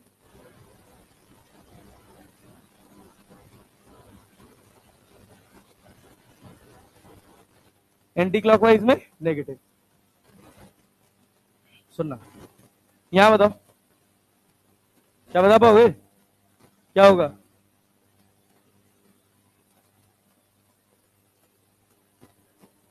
कौन सा, थर्ड वाला? अरे ये वाला लेंथ कितना हो गया, P2 माइनस P1, और ये कितना हो गया, V1 minus V2 minus V1। तो भैया इसका जो सेमी मेजर एक्सिस बनेगा A, वो तो V2 माइनस V1 बाई 2 बनेगा ना, और जो B बनेगा वो क्या बनेगा, P2 माइनस P1 बाई 2। अरे बनेगा कि नहीं बनेगा? तो जब एरिया देखोगे तो एरिया क्या होता है, एरिया क्या होता है, पाई ए बी। तो क्या लिखोगे, 5/4 V2 minus V1 into P2 minus P। कोई खास बात, ये बताओ। The work done by a gas taken through the closed process ABCA is, क्या होगा, कितना काम हुआ? हाँ, फर्स्ट क्या, 1/2 इंटू बेस इंटू बेस कितना है, बेस कितना है 3 ना, और ये 4 ना, 4P0। तो एरिया कितना, 1/2 इंटू बेस इंटू, तो 3V0 इंटू 4P0। क्या 2 से 2 दूना 4 हो जाएगा, 3 दूना 6 P0 V0। अरे कठिन तो नहीं है ना यार, पक्का जी? सोचो, कर पाओगे, कर पाओगे? यहां तुम्हारे पास क्या है, 2, क्या है, 2, 3 4 5 6, क्या यहाँ पे 7 होगा, 7 होगा जी? एरिया ही तो निकालना है, क्या होगा, क्या होगा, ये 10⁻³ है, ये 10⁵ है, कौन सा, 1000, 1000 ना। सोचो साइकिल कैसी है, क्लॉकवाइज कि एंटी क्लॉकवाइज? क्लॉकवाइज है ना, तो वर्क कैसा होगा, क्लियर है क्या? निकाल देना, 1/2 इंटू बेस इंटू आई। ये कितना है, 7 में से 2 गया 5, ये कितना है 4, 5 दूना 10, 1/2 इंटू बेस इंटू हाई, और 10⁻³ बच जाएगा, कि 2 बचेगा, 2 बचेगा, 5 में से 3 जाएगा तो 2 बचेगा, तो 10 और 2 0 और 1000। कर पाओगे? हाँ, ये बताओ, 2 सवाल है इसके, दोनों बता रहे हैं। कह रहा when a system is taken from state A to state B along the path A C B, A से बी गए किस रास्ते से, ए सी बी से, it is found that the quantity of heat कितना लगा है, 200 जूल हमने इसको दिया है, absorbed by the system, and the work done is 80 joule, कितना काम हुआ, 80 जूल। क्लियर है?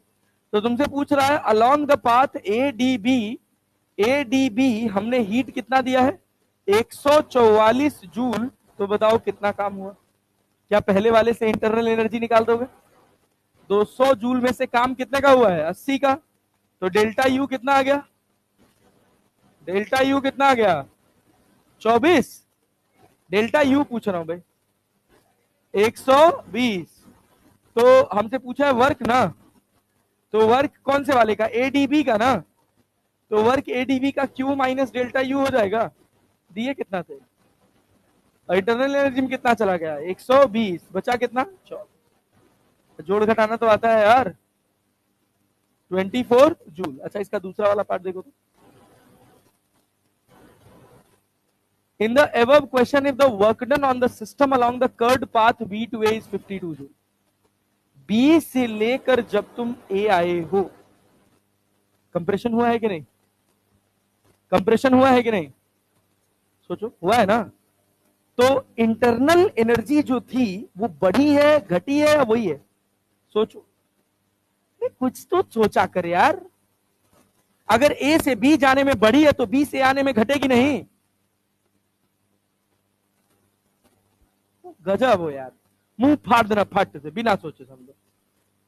बी पे जो इंटरनल एनर्जी है क्या वही ए पर थी? अरे स्टेट फंक्शन है ना, ये पॉइंट फंक्शन है भाई। इसको ए और बी से मतलब है, और किसी बात से इसको कोई फर्क पड़ता नहीं है। तो अगर हम कह रहे हैं कि हम ए से सी गए, सी से बी गए, तो इंटरनल एनर्जी कितनी आई? 120। कैसे? हीट कितना दिए हो? 200, और काम हुआ है 80 का। तो इंटरनल एनर्जी बढ़ी है ना। और जब तुम बी से ए आओगे तो इंटरनल एनर्जी घटेगी ना। क्लियर है? तो अगर हम बात करें बी टू ए का, तो क्या हम ये लिख सकते हैं डेल्टा यू बराबर -120 जूल? नहीं आया? इंटरनल एनर्जी घट जाएगी ना। कितनी घट गई? बढ़ी कितनी थी? 120, तो घटी कितनी? और कह रहा कि हमने काम किया है कितने जूल का? 52 जूल का काम किसने किया? गैस ने किया या गैस पर हुआ है? सोचो, the curved path BA is 52 joule if the work done on the system, if the work done on the system, तो W बराबर क्या लिखोगे? -52 जूल। तो Q बराबर क्या डेल्टा U प्लस W होता है? तो Q बराबर -120 -52 -172 जूल माइनस -172 जूल। ये जो तुम देखे हो ना, इसका सबसे बड़ा प्रैक्टिकल एप्लीकेशन तुम्हारा एयर कंडीशन, एसी। एसी में कंप्रेसर लगा होता है, तो पता है क्या होता है? एसी में गैस चल रही होती है जिसको कूलिंग गैस बोलते हैं, कूलेंट बोलते हैं। नाम सुने हो? पहले अमोनिया यूज किया जाता था, अब R32 यूज किया जाता है, थोड़ी लेस रिएक्टिव होती है। तो क्या होता है, और उसको आसानी से कंप्रेस किया जा सकता है। तो होता क्या है कि जब कंप्रेसर में वो गैस जाती है, कंप्रेसर के अंदर होती है, तो मान लो कि पहली साइकिल में वहां से बहुत चिल्ड, बहुत ठंडी गैस निकली। फिर इसके अंदर इवेपोरेटर लगा होता है, कॉपर की पाइप्स लगी होती हैं, ऐसे ऐसे ऐसे ऐसे ऐसे ऐसे। क्लियर? उसी कॉपर की पाइप के अंदर से गैस जाती है। अब उस गैस का टेम्परेचर है -12 डिग्री -15 डिग्री सेल्सियस। क्लियर? तो जो भी हवा उसके कांटेक्ट में आएगी, उस हवा को वो क्या कर देगा? ठंडा कर देगा।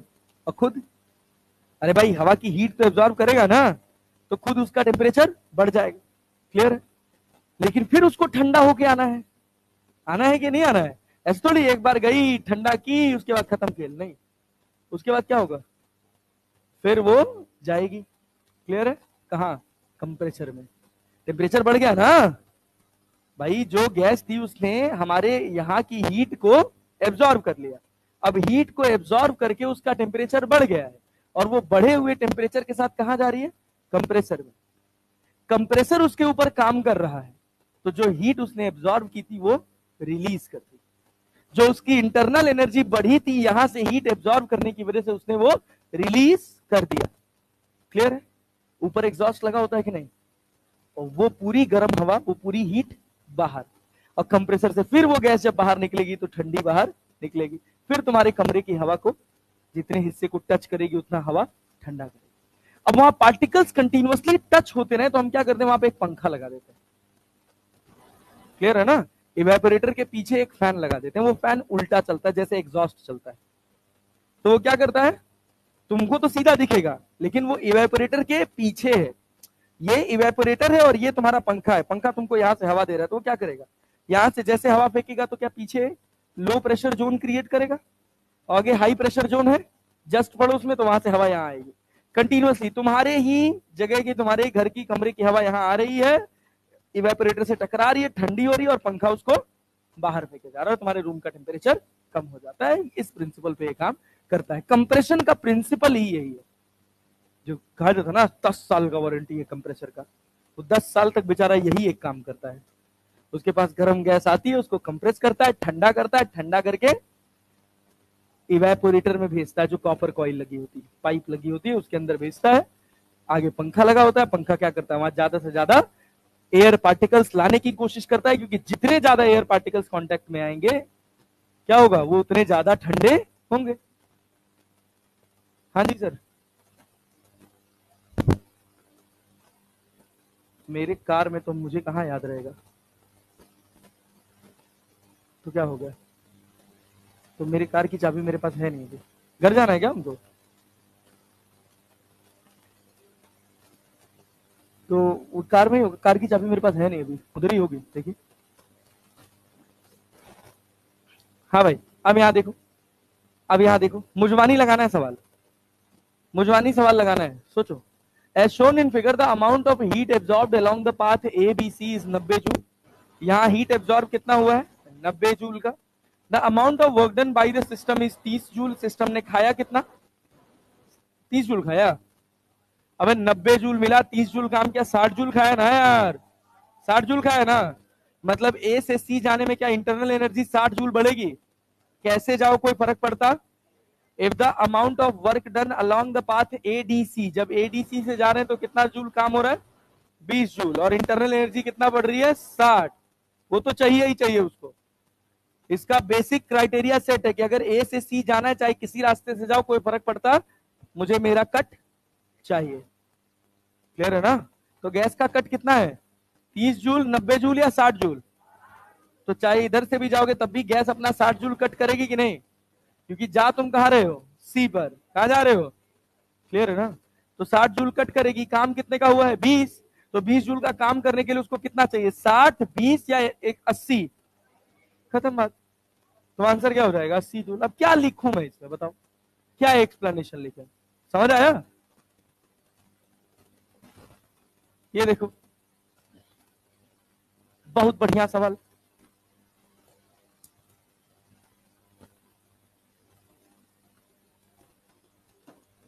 एक तीर दो काज नहीं। चलो भैया बताओ, change in internal energy of gas during the transition. Internal energy, change in internal energy का फॉर्मूला जानते हो, नहीं जानते हो बे, क्या होता है, डेल्टा यू बराबर F by two N R T one minus T two, या T two minus T one. तो यहां ये लगाओगे भाई, क्या लिख दें, आर छूट गया है, ठीक है। डेल्टा यू बराबर क्या लिख दें, F by two P two V two minus P one V one. कराए भाई अभी फॉर्मूला। कौन सा गैस है, डाइएटॉमिक मोनोएटॉमिक, और डाइएटॉमिक है ना, तो डिग्री ऑफ फ्रीडम हो गया 5, पी टू कितना, पी टू कितना 5, वी टू कितना, वी टू कितना, अरे पी टू 5 है कि 2 है, अरे यार पागल क्या, ए से बी जा रहे तो ये होगा ना, गजब हो गई। तो कितना होगा, 2 गुड़े 6 माइनस, माइनस 5 गुड़े 4, 6 दूना 12, 5 को 20, 8 2 को 8, 4 बचे 20, तो 20 की -20, -20 जूल की किलो जूल, अरे ये किलो पास्कल है ना यार, तो -20 किलो जूल, नीट 2015। अरे भैया समझ आया, आया। और देखो बहुत बढ़िया परफेक्ट क्वेश्चन, देखिए कौन कर पाता है इसको, करो करो भाई, दिमाग लगाओ।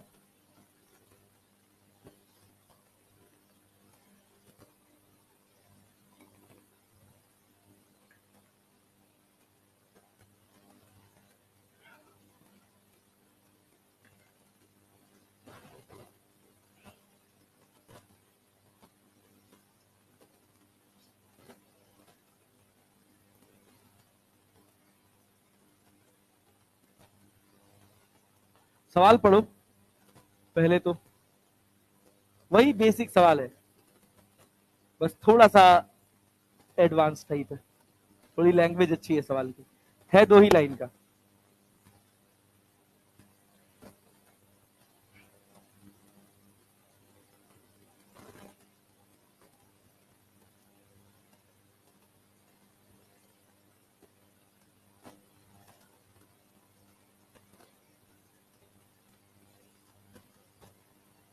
Consider a cyclic process ABCA on a sample. 2 mole of an ideal gas as shown in figure. The temperature of the gas at A and B are 300 Kelvin और 500 Kelvin respectively. A total of 1200 joule is withdrawn from the sample in the process. मतलब sample ने heat release की है कि absorb की है? Release की है, तो 1200 जूल पॉजिटिव होगा कि नेगेटिव? पॉजिटिव कि नेगेटिव? नेगेटिव। कंप्रेशन हुआ है ना यार, देखो ना साइकिल कैसी है, क्लॉकवाइज कि anti clockwise? Anti clockwise. Anti clockwise है मतलब कंप्रेशन हुआ है, कंप्रेशन हुआ है मतलब हीट निकलेगी। टोटल कितना निकली? 1200। एक कंप्लीट साइकिल में 1200 जूल एक कंप्लीट साइकिल में ना, तो तुम अपनी साइकिल ए से शुरू करो और ए पर पहुंच जाओ। तो एक कंप्लीट साइकिल में कोई इंटरनल एनर्जी में चेंज हुआ क्या? जहां से चले थे वहीं पहुंच गए ना, तो टेम्परेचर में फाइनली कोई चेंज नहीं होगा, तो इंटरनल एनर्जी में कोई चेंज नहीं हुआ। क्या एबी में कुछ काम होगा कि नहीं होगा? अरे एबी में कुछ काम होगा, सीबी में कुछ काम होगा, अरे बी टू सी में काम होगा ना, सीए में कोई काम होगा? तो W A B plus W B C बराबर -1200 लिख सकते हैं। और क्या बता दें, अब हम ही कैलकुलेट भी कर दें? करना तो आपने या हमसे तो ना लग रहा। डब्ल्यू ए बी नहीं निकाल पाओगे? कैसा प्रोसेस है? डब्ल्यू ए बी में क्या प्रेशर कांस्टेंट है? अरे है ना, फॉर्मूला क्या है वर्क डन का? P D V. कैसे आदमी हो यार तुम लोग यार,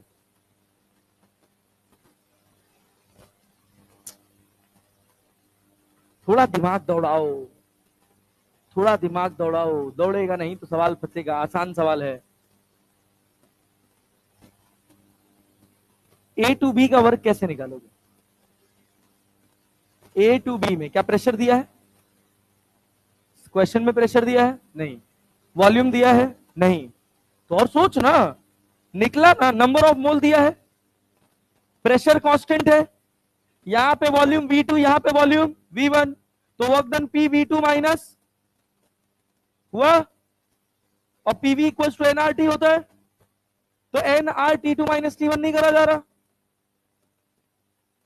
का?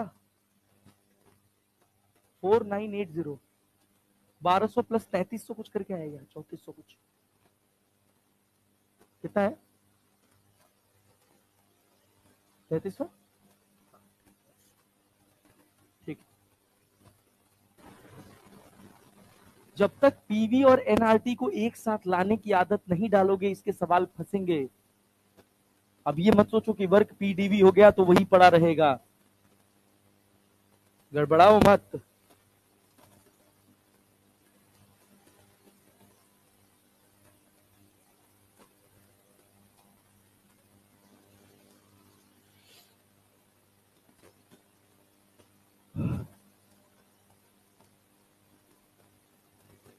हम बनाए, हम बनाए, हो गया?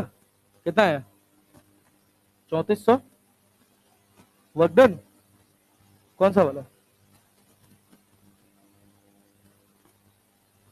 तो बीसी पूछा है ना भाई।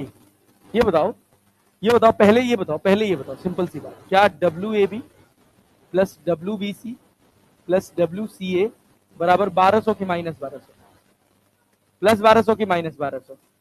यहीं से चले और यहीं पहुंचे, इस कंप्रेशन एक्सपेंशन के सफर में टोटल कितना हीट बाहर निकली? 1200। तो प्लस 1200 लिखोगे कि -1200? -1200 ना। और डब्ल्यू ए बी को क्या लिखोगे? लिखो डब्ल्यू ए बी, क्या निकालोगे? डब्ल्यू ए बी बराबर पीवी इक्वल टू एनआरटी होता है ना जी? नहीं आया? आ रहा है? तो डब्ल्यू ए बी बराबर हो गया पी डीवी, और ए से लेके बी तक प्रेशर कांस्टेंट है, तो ये हो गया V2 माइनस V1, तो इसको हम लिख सकते हैं NR T2 माइनस T। अरे PV2 will be equal to NR T2 और PV1 बराबर NR T1। समझ आया? कितने नंबर ऑफ मोल्स हैं? नंबर ऑफ मोल्स 2, R का वैल्यू 8.3, T2 माइनस T1 200। ये कितना आ रहा है? 8 चौको 32, 3400, 3440। ठीक है ना भाई? 3440 joule, 3440 joule W A B में। तो यहाँ पे डब्ल्यू ए बी में लिखोगे 3440 WBC का अपने को ज्ञान नहीं है, CA का कितना है 0, बराबर कितना -1200, तो WBC बराबर कितना -1200 -3440, तो कितना हो गया 0 4 4 2 6 और 3 1 4, 4640 WBC माइनस है, मतलब माइनस ऑफ 4.640 किलो जूल। कहां गलती किया?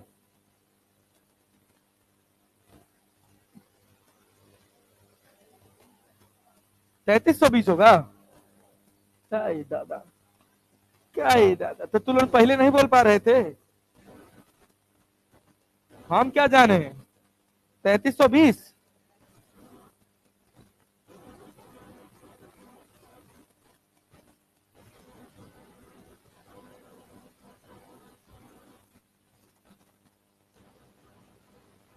तो WBC कितना आएगा 4300, हाँ 4520 जूल माइनस, ठीक है, अरे ठीक है। आई, ये तो थे सारे बेसिक बेसिक ग्राफ वाले सवाल, मतलब अच्छे क्वेश्चंस। उसके बाद हमारे पास बात आती है टाइप्स ऑफ प्रोसेस। तो एक तो हम वो जानते हैं क्या, PV equals to NRT ideal gas equation. पहले तो 3 प्रोसेस इसी से एक्सट्रैक्ट हो जाते हैं। पहले प्रोसेस का नाम है कांस्टेंट प्रेशर, जिसका नाम क्या है भाई साहब, आइसोबारिक। दूसरा कांस्टेंट वॉल्यूम, जिसको क्या बोलते हैं, आइसोकोरिक। तीसरा क्या, आइसोथर्मल, जिसमें क्या कांस्टेंट टेम्परेचर। फिर उसके बाद न्यूटन लॉ ऑफ मोशन में उसमें चले जाते हैं, क्या बोलते हैं न्यूटन, ये कौन है अपना, नहीं नहीं, फर्स्ट लॉ ऑफ थर्मोडायनेमिक्स पे, हाँ नो हीट एक्सचेंज वाले पर एडियाबेटिक में आ जाते हैं। फिर उसके बाद एक अनकंडीशनल हो जाता है, कोई सी भी सिचुएशन हो हर जगह काम करेगा, जिसको पॉलीट्रॉपिक बोलता है, ठीक है ना।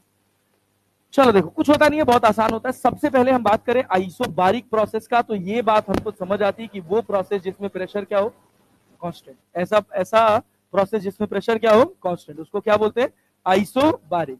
तो अगर आइडियल गैस की बात कर रहे हैं, पढ़ी आइडियल गैस इक्वेशन रहे हैं, तो प्रेशर कांस्टेंट है, तो क्या हम लिख सकते हैं कि volume is directly proportional to temperature. Isobaric process में अगर हमको प्रेशर वॉल्यूम डायग्राम ड्रॉ करना हो, तो क्या सीधी लाइन खींचेगी, यहां पर होगा वॉल्यूम V1 और यहां पर होगा वॉल्यूम V2। अगर इधर गया तो एक्सपेंशन और ऑपोजिट साइड आए तो कंप्रेशन। अच्छा, दूसरी बात सोचो, अगर हम तुमसे कहें कि इसी का प्रेशर टेम्परेचर डायग्राम ड्रॉ करो, तब भी क्या सीधी लाइन बनेगी? यहां पर टेम्परेचर होगा T1 और यहां पर टेम्परेचर होगा T2। जब एक्सपेंशन होता है तो टेम्परेचर बढ़ता है, अरे टेम्परेचर बढ़ेगा ना भाई, तभी तो कोई चीज एक्सपेंड करेगी। और टेम्परेचर घट रहा है मतलब चीजें कंप्रेस कर रही है। अगर आप कंप्रेशन में जाएंगे तो टेम्परेचर घटेगा। क्लियर? अच्छा, हमको बड़ा डाउट होता था, हमको इसमें पता है क्या खेल होता था, जब हम पढ़ते थे हमको लगता था कि जब कोई चीज कंप्रेस होती है तो उसका डिग्री ऑफ रैंडमनेस बढ़ जाता है, बढ़ जाता है। अरे भाई, एक कुछ ही नंबर ऑफ मॉलिक्यूल्स थे, क्लियर है ना। अब क्या हो रहा, जल्दी जल्दी जल्दी जल्दी टकराएंगे ना, तो हीट बढ़ना चाहिए ना, लेकिन ऐसा होता तो नहीं है भाई। कंप्रेशन, अरे यार अगर ऐसा होता तो पूरा एयर कंडीशन सिस्टम खराब हो जाता, काम ही नहीं करता। क्लियर है ना। जब कंप्रेशन होता है तो जो गैस पार्टिकल्स हैं, जो गैस है, वो हीट रिलीज करती है, ठीक है ना। तो जब हीट रिलीज करेगी तो तुमको गर्मी लगेगी कि नहीं लगेगी, लेकिन गैस का टेम्परेचर कम होगा, तुमको गर्मी का एहसास हो रहा है। इसका मतलब ये नहीं कि गैस गर्म हो रही है, गैस ठंडी हो रही है तो हीट दे रही है, वो हीट तुमको लग रही है, तो तुमको लग रहा है कि गैस गर्म है, लेकिन गैस ठंडी हो रही है। तो समझ पा रहा है भाई? नहीं आया, छोड़, कोई बात नहीं, तुम बस ये याद रखो, कंप्रेशन में टेम्परेचर फॉल होता है, ठीक है, और एक्सपेंशन में टेम्परेचर बढ़ता है, क्योंकि volume is directly proportional to temperature, ठीक है भैया। अच्छा ये बताओ, अगर हमसे कहा जाता कि sir volume temperature diagram draw करें, तो हम क्या करते? बोलो, क्या एक सीधी लाइन खींच देते, पासिंग थ्रू ओरिजिन। अरे क्लियर है ना, ये होता T1, ये होता V1 और ये होता T2, ये क्या होता V2। अरे क्लैरिटी है। और एक बात और लिख लेते क्या भैया, V1 अपॉन T1 बराबर क्या, V2 अपॉन T2, लिख लेते ना। अब देखो, अब कोई भी प्रोसेस पढ़ेंगे तो उस प्रोसेस की जितनी भी डिटेल चीजें हैं सब पढ़ डालेंगे, ठीक ना। तो अगर हम एक आइसोबारिक प्रोसेस में जाएं तो हम बात करें work done in isobaric process, work done in an isobaric,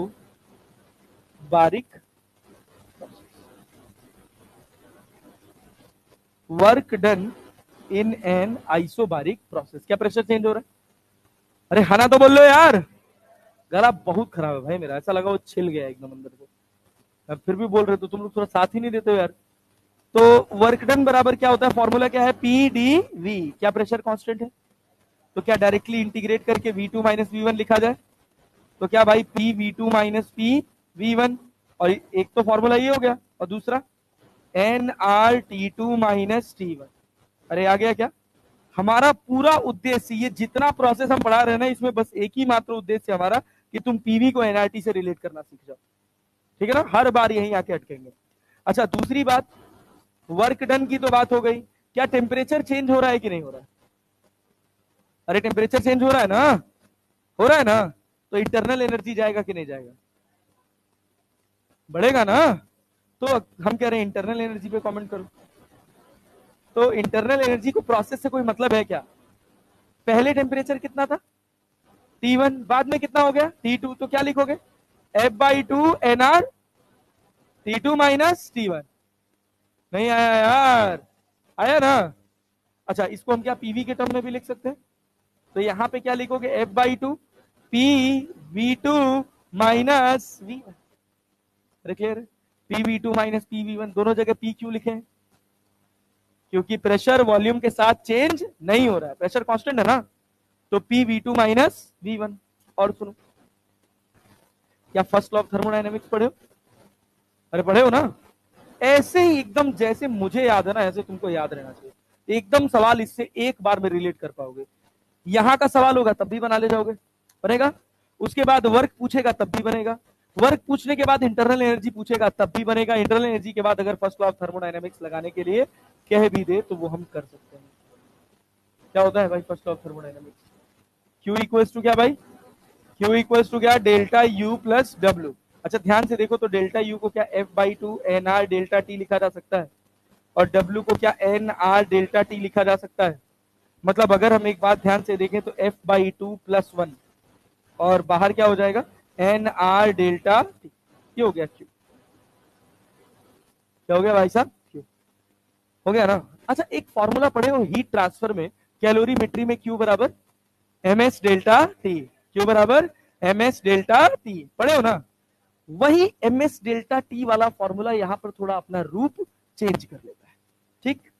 सुनिए क्या है, एट कांस्टेंट प्रेशर आपने किसी सिस्टम को कितना हीट दिया, एट अ कांस्टेंट प्रेशर आपने किसी सिस्टम को कितना हीट दिया, तो उस हीट को लिखने का तरीका होता है Q बराबर M की जगह हो जाता है, जनरल फॉर्मूला क्या था, Q बराबर क्या था, MS डेल्टा टी। यहां पर गैस का जो गेम है ना वो नंबर ऑफ मोल्स में, तो M को हटा के लिख देते हैं N, M को हटा के क्या लिख देते हैं N, और S की जगह दो टर्म आ जाते हैं, एक को बोलते हैं CP, एक को बोलते हैं CV। CP तब जब बात होगी किसकी, कांस्टेंट प्रेशर की, और CV तब जब बात होगी किसकी, कांस्टेंट वॉल्यूम की। तो यहाँ किसकी बात हो रही है, कांस्टेंट प्रेशर, तो Q बराबर क्या लिखा जाएगा, NCP डेल्टा टी। क्लियर है? अरे समझे क्या, इस टॉपिक का नाम होता है molar heat capacity, molar heat capacity and molar specific heat capacity, दोनों अलग अलग बातें हैं। Specific heat capacity at constant pressure, at constant pressure. अरे क्लैरिटी है, क्यू बराबर MS डेल्टा टी, पढ़े हो भैया, पढ़े हो ना। तो जब तुम बात करोगे कांस्टेंट प्रेशर का, तो यहां पर Q बराबर लिखा जाएगा NCP डेल्टा टी। यहां CP क्या होगा, CP क्या होगा, मोलर स्पेसिफिक हीट, बोल बोल बोल भाई, molar specific heat capacity at at at बोलो भैया, एट कांस्टेंट प्रेशर। अरे समझे कि नहीं? बोले पड़ा। अच्छा, ये एनसीपी जो है ना, वो कैपिटल सीपी के बराबर होता है। जहां कहीं भी एन के साथ सीपी लग के आए मतलब वो सीपी स्मॉल सीपी, और जहां केवल सीपी आ रहा है दैट इज कैपिटल सीपी है। कैपिटल सीपी का नाम होता है, कैपिटल सीपी का नाम होता है केवल मोलर हीट कैपेसिटी या molar thermal capacity. Molar heat capacity या मोलर भाई मोलर थर्मल कैपेसिटी। हाँ मोरल नहीं मोलर, ठीक समझ गया भैया। भाई मोलर हीट कैपेसिटी या मोलर थर्मल कैपेसिटी, क्लैरिटी है? मोटा मोटा हिसाब किताब समझ आ रहा है? आसान बात है, कुछ नहीं। तो ये बताओ, ये बताओ, अगर हम तुमसे कहें, क्या कहें कि according to first law of thermodynamics सब कांस्टेंट प्रेशर चल रहा है, क्या निकाले थे? According to first law of thermodynamics क्या निकाले थे? अरे भैया निकाले थे अभी, क्या Q बराबर क्या निकाले थे? F/2 + 1 NR डेल्टा T निकाले थे। और Q की जगह क्या लिखोगे? NCP delta T, NCP delta T। और ये किसके बराबर? F/2 + 1 NR delta T। क्या क्या घटेगा? N और डेल्टा T कट जाएगा, तो CP बराबर क्या हो गया? CP बराबर क्या हो गया? F/2 + 1 R, F/2 + 1 आया? समझ आया? कोई खास बात नहीं है, कुछ टफ नहीं है इसमें। बस वही है कि थोड़ी नई चीजें हैं, तो कई बार नई चीजें हमको अडॉप्ट करने में टाइम लगता है, तो हो सकता है थोड़ा लग जाए। तो ऐसा करेंगे, घर जाके कम से कम 2 बार इस टॉपिक पर पेन चला के आएंगे कल, ठीक है ना? वैसे भी घर नहीं जा रहे हम। हाँ वो बताओ, क्या बताओ? हाँ, नंबर ऑफ मोल्स आ जाता है, मास वहां रहता है, यहाँ नंबर ऑफ मोल्स आ जाता है, ठीक है? इस वजह से नाम लगा दिया गया मोलर। हाँ, सब सेम है, वहां पे मास आता था, यहाँ पे नंबर ऑफ मोल्स आया है, बस इतना ही अंतर है। हाँ, देखने में एक लग रहा है, देखने में एक लग रहा है, लगता है कुछ नहीं, नहीं नहीं गलत नहीं होगा, गलत नहीं होगा। तुमको कैपिटल सी कॉपी में दिखेगा, जब तुम क्वेश्चंस लगाओगे तो तुमको कैपिटल सी बड़ा बड़ा दिखेगा, इतना बेवकूफ नहीं है, ठीक है ना? कि स्मॉल सी और कैपिटल सी में कंफ्यूज हो जाएंगे, नाम लिख के आएगा। जब स्पेसिफिक शब्द जोड़ दिया तो स्मॉल, और जब स्पेसिफिक शब्द नहीं जोड़ा, केवल हीट कैपेसिटी या थर्मल कैपेसिटी की बात कर रहा है, तो क्या है? कैपिटल सी, ठीक ना? अब सुनो भाई भाई भाई, इधर ध्यान देना। ये था हमारे पास पूरा का पूरा कौन सा प्रोसेस? कौन सा प्रोसेस? आइसो। अब एकदम सिमिलर आइडेंटिकल एक प्रोसेस होता है जिसका नाम होता है क्या? आइसोकोरिक, एकदम साधारण, ठीक? पहले इसको सुनो। तो आइसोबारिक प्रोसेस का अगर हम बेसिक समरी बनाएं, आइसोबारिक प्रोसेस को अगर हम समराइज करने की कोशिश करें तो क्या समराइज करेंगे? प्रेशर क्या होता है भाई साहब? Constant. Volume is directly proportional to temperature. Clear है क्या? यहाँ पे प्रेशर, यहाँ पे वॉल्यूम, क्या ऐसे ग्राफ बनेगा? ऐसा ग्राफ है, मतलब एक्सपेंशन है कि कंप्रेशन है? बोली झूठ तुरंत।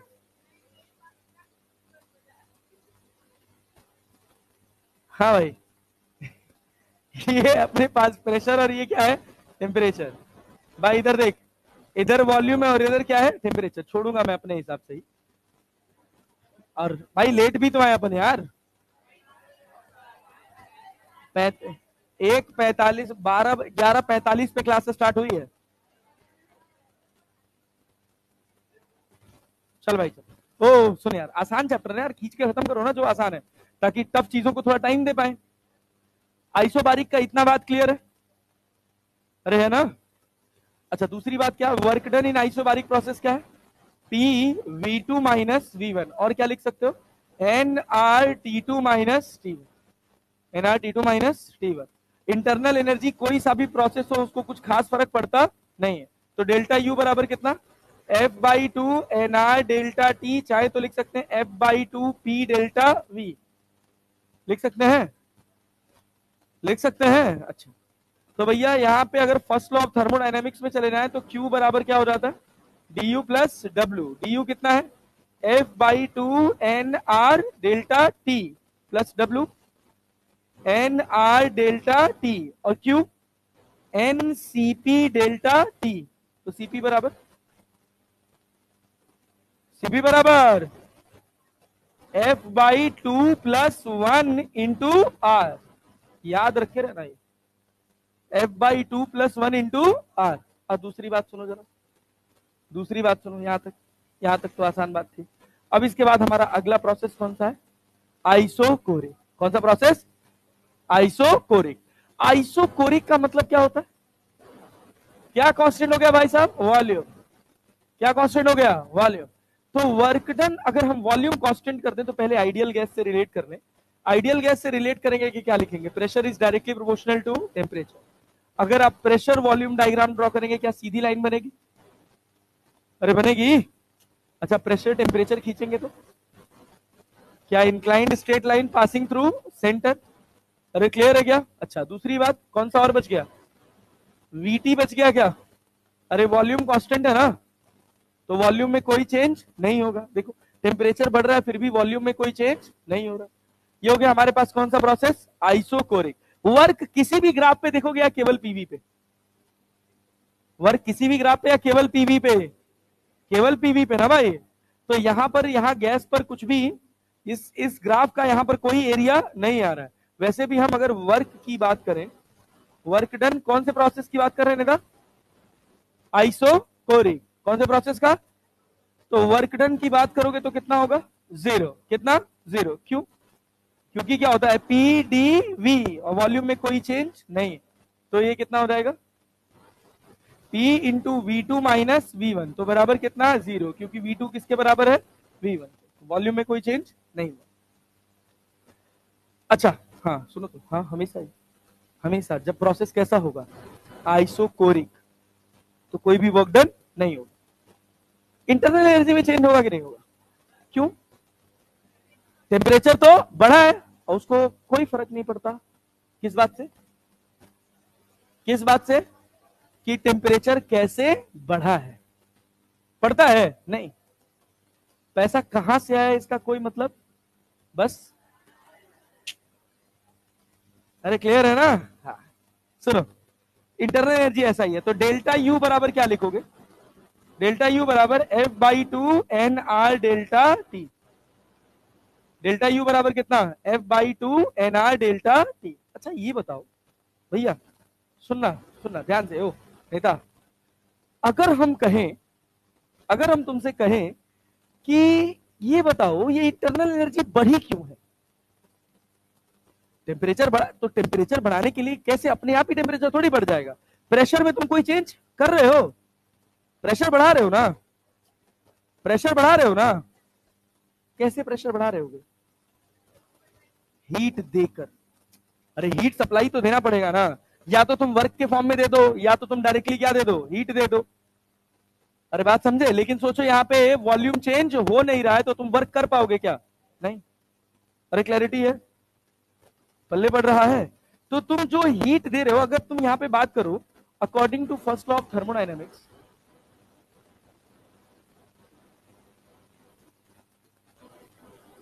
According to first law of thermodynamics, अब यहां से दो बातें बहुत धाकड़ धाकड़ निकल के आती है। According to first law of thermodynamics की अगर हम बात करें तो क्या कहता है भैया, क्यू बराबर, क्यू बराबर डेल्टा यू प्लस डब्ल्यू। तो डेल्टा यू कितना है जी, F/2 NR डेल्टा टी, और W बराबर कितना, जीरो। W बराबर कितना, जीरो। अब यहां पे हम रुक गए, Q बराबर ये लिख के एक पॉज लिए, और अब हमने कहा यहां से हम एक और कहानी बनाएंगे। क्या बनाएंगे, यहां पर हम कहेंगे नाउ क्या, molar heat capacity and, and क्या, एंड क्या, बोल बोल बोल, स्पेसिफिक, यहां मोलर ही है, मोलर स्पेसिफिक हीट कैपेसिटी। कहां पर? कांस्टेंट प्रेशर की कांस्टेंट वॉल्यूम एट कांस्टेंट, रे नेता आ रहा है, molar heat capacity and molar specific heat capacity at constant volume. तो जब कांस्टेंट वॉल्यूम पे आए तो Q बराबर ms डेल्टा T की जगह M की जगह क्या हो गया N, और Cp की जगह क्या हो गया Cv, N Cv delta T। अरे नहीं आया? अच्छा, N इसमें ये Cv क्या है? स्पेसिफिक की केवल हीट कैपेसिटी, क्या है? स्पेसिफिक। और पूरा क्या है? केवल क्या है? Heat capacity. अरे ये बार बार बताने की जरूरत है, एक जगह से काम चल जाएगा। अरे चल जाएगा यार, लिख लेना, तुम लिख लेना, तुम अपने कंफ्यूजन को अवॉइड करने के लिए लिख लेना, जरूर लिख लेना। तो ये बताओ Q बराबर क्या हो जाता है? N CV delta T. Q बराबर कितना? एन सीवी डेल्टा टी हो जाता है ना। Q का वैल्यू कितना? N Q Q Q Q बराबर यहां क्या निकाले हैं? तो क्या हम फ्रॉम इक्वेशन बी, इसको मान लो सी, जो भी मान लो, एक कहीं रहा ही होगा, ये है ना? हाँ है। तो हम फ्रॉम बी एंड सी एक बात करें तो हमको ये कहानी क्लियर होगी कि एन सीवी डेल्टा टी जो है ये किसके बराबर है? F by two N R delta T के। क्या डेल्टा टी से डेल्टा टी जाएगा नेता? क्या एन से एन जाएगा? सीवी बराबर क्या आएगा? F by two R. CV बराबर क्या आएगा? F by two R. अब इस इक्वेशन को मान लो एक्स, या वाई मान लो, वाई मान लो, इस इक्वेशन को मान लो क्या? वाई, और इस इक्वेशन को मान लो तुम एक्स, दोनों को माइनस कर दो, सीपी माइनस सीवी। आर होता है ना? देखो आ रहा है कि नहीं? देखो आ रहा है कि नहीं? सीपी बराबर क्या है? F by two plus one into R, और सीवी बराबर एफ बाई टू आर। तुम्हारे हिसाब से कौन बड़ा होगा, सीपी की सीवी? कौन बड़ा होगा? सीपी। अब सोचो, इस पूरे सिस्टम को इस क्रोनोलॉजी में पढ़ने का क्या फायदा है कि हमको एक एक बात क्लियर होती चली गई। अब हमको जबरदस्ती ये फॉर्मूला रटने का जरूरत नहीं पड़ेगा कि ये कहां से आया। जब स्टोरी बिल्ड हो जाती है तो हमको चीजें याद रह जाती है। दूसरी बात, अब हमको दिमाग नहीं लगाना पड़ेगा कि सीपी बड़ा होगा कि सीवी। अरे क्लियर है? तो अब तुम देखो एक्स और वाई को माइनस करके देखो, बताओ बताओ बताओ, सीपी बराबर क्या निकाले हो? सीपी बराबर क्या निकाले हो बोलो? F by two plus one into R, और सीवी बराबर क्या क्या क्या? एफ बाई टू, ये तेरा इक्वेशन ए और ये तेरा इक्वेशन बी, ए में से बी घटा दो, सीपी माइनस सीवी, क्या बचेगा जी? सीपी माइनस सीवी बराबर क्या? आर। इसी को एक और तरह से लिखा जाता है, इसी को एक तरह से और लिखा जाता है, तरुण सर है,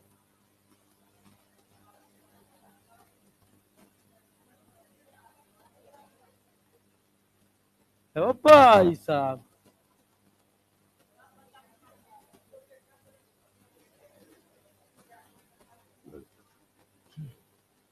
हाँ भाई हाँ भाई हाँ भाई, CP minus CV by R. अच्छा ये बताओ, एक और टर्म यहां पर होता है जिसका नाम होता है एडियाबेटिक कांस्टेंट। क्या नाम होता है भाई साहब? Adiabatic constant. अरे होता है एडियाबेटिक कांस्टेंट। एडियाबेटिक कांस्टेंट को बोला जाता है गामा, और इसको लिखा जाता है सीपी बाई सी। गामा क्या लिखा जाता है? CP by C, CP by C. तो ये बताओ गामा कितना आएगा? सीपी का वैल्यू कितना है? F by two plus one, और सीवी का एफ बाई टू। क्या टू से टू कट जाएगा? अरे क्लियर है? आर से आर कट गया तो इसको लिखोगे वन प्लस टू बाई, ये गामा है, ये गामा है तुम्हारे पास। नीट का, एआईपीएमटी का, कहीं का भी सवाल उठा के देख लो, डायरेक्टली गामा का फॉर्मूला पूछ लेता है, one plus two by F. और चर्चा करेंगे इसके बारे में, लेकिन अभी बताइए क्या ये दोनों पोर्शन की स्टोरी समझ आई? अरे पक्का जी। टाइप्स ऑफ प्रोसेस में हमने कितने प्रोसेस पढ़े? दो। कौन कौन कौन से? आइसोबारिक और आइसोबारिक और आइसोबारिक में pressure volume is directly proportional to, अरे क्लियर है क्या? प्रेशर चेंज होने वाला, तीनों ग्राफ में कोई डाउट? क्या work done bye isobaric process कर सकते हैं? प्रेशर में कोई चेंज नहीं होगा, V2 minus V1, PV2 minus PV1। क्या NR T2 माइनस T1 लिख सकते हैं? इंटरनल एनर्जी क्या है, by 2 NR T2 minus T1 हो जाएगा। और इसको क्या PV2 माइनस V1 कर सकते हैं? कर सकते हैं ना? अगर हमसे कहा जाए फर्स्ट लॉ ऑफ थर्मोडायनेमिक्स लगाओ, तो क्या Q बराबर F/2 प्लस 1 NR dt निकाल सकते हैं? अरे निकाल सकते हैं ना जी, यस। और फिर उसके बाद हमारे पास आ जाता है molar heat capacity and molar specific heat capacity. क्या कंपेयर हो जाएगा ms डेल्टा टी से? जो s था क्या वो CpCv हो गया? कांस्टेंट प्रेशर पे क्या लिख दिया गया, Cp, और मास को किससे, n से। तो Q बराबर NCP डेल्टा टी। Cp को हमने क्या बोला, मोलर स्पेसिफिक हीट कैपेसिटी, और NCP को क्या लिख सकते हैं, लिख सकते हैं ना? यहां से एनसीपी को क्या हम सीपी लिख सकते हैं, that is only molar heat capacity. According to first law of thermodynamics Q निकाल सकते हैं क्या? क्यू की जगह हम क्या एनसीपी डेल्टा टी लिख सकते हैं, ये तो पहले ही निकाल दिया था ना। यहां से सीपी का वैल्यू क्या मिल गया, F/2 प्लस 1 इंटू आर। उसके बाद हमारा प्रोसेस आइसो आइसो आइसोबारिक का समरी बनाए तो, हाँ। उसके बाद कौन सा प्रोसेस, आइसोकोरिक। क्या वॉल्यूम कांस्टेंट रहेगा, कोई दिक्कत कोई परेशानी, no sir. Pressure is directly proportional to, क्या कोई काम होगा, कांस्टेंट वॉल्यूम पे कोई काम परफॉर्म, अरे क्लियर है क्या? तो डेल्टा यू बराबर क्या, F/2 NR डेल्टा टी। जो भी हीट दोगे क्या वो टेम्परेचर बढ़ाने में चली जाएगी, अरे बढ़ जाएगी ना। जो भी हीट दोगे उससे टेम्परेचर बढ़ जाएगा, टेम्परेचर बढ़ जाएगा तो प्रेशर बढ़ जाएगा। सुनना, according to first law of thermodynamics Q equals to delta U plus W लिख सकते हैं। Q बराबर कितना, F/2 NR डेल्टा टी। अरे क्लियर है क्या? जो हीट दी है वो सब कहां गई, बस इंटरनल एनर्जी बढ़ाने में, क्योंकि कोई वर्क परफॉर्म, अरे क्लियर है क्या? तो भाई बस बस बस, तुम लोग मत करो यार। तो Q बराबर क्या, NCV डेल्टा टी लिख सकते हैं। सिमिलरली लिख सकते हैं ना, CV क्या है, molar specific heat capacity at constant volume. क्या N डेल्टा टी से N डेल्टा टी कट जाएगा, CV बराबर, CV बराबर, अच्छा अब अगर हम ध्यान से देखें तो Cp माइनस सीवी कर दें, क्योंकि Cp बड़ा है और CV छोटा है। तो क्या Cp माइनस सीवी कर देंगे तो अपने को R मिल जाएगा भाई। Cp माइनस सीवी बराबर R। एडियाबेटिक कांस्टेंट की कहानी क्लियर रहेगी। इसी वाले हिस्से से अगला क्लास स्टार्ट किया जाएगा, Cp बाई सीवी।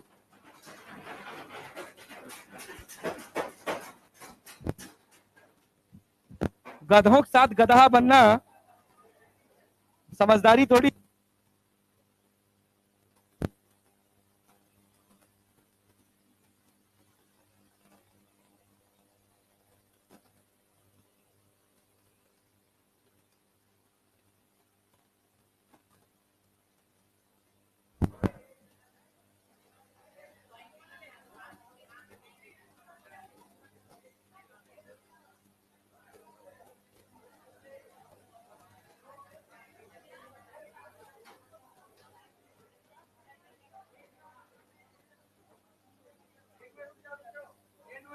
पेपर मिलने वाला, सारे बैठोगे तभी मिलेगा।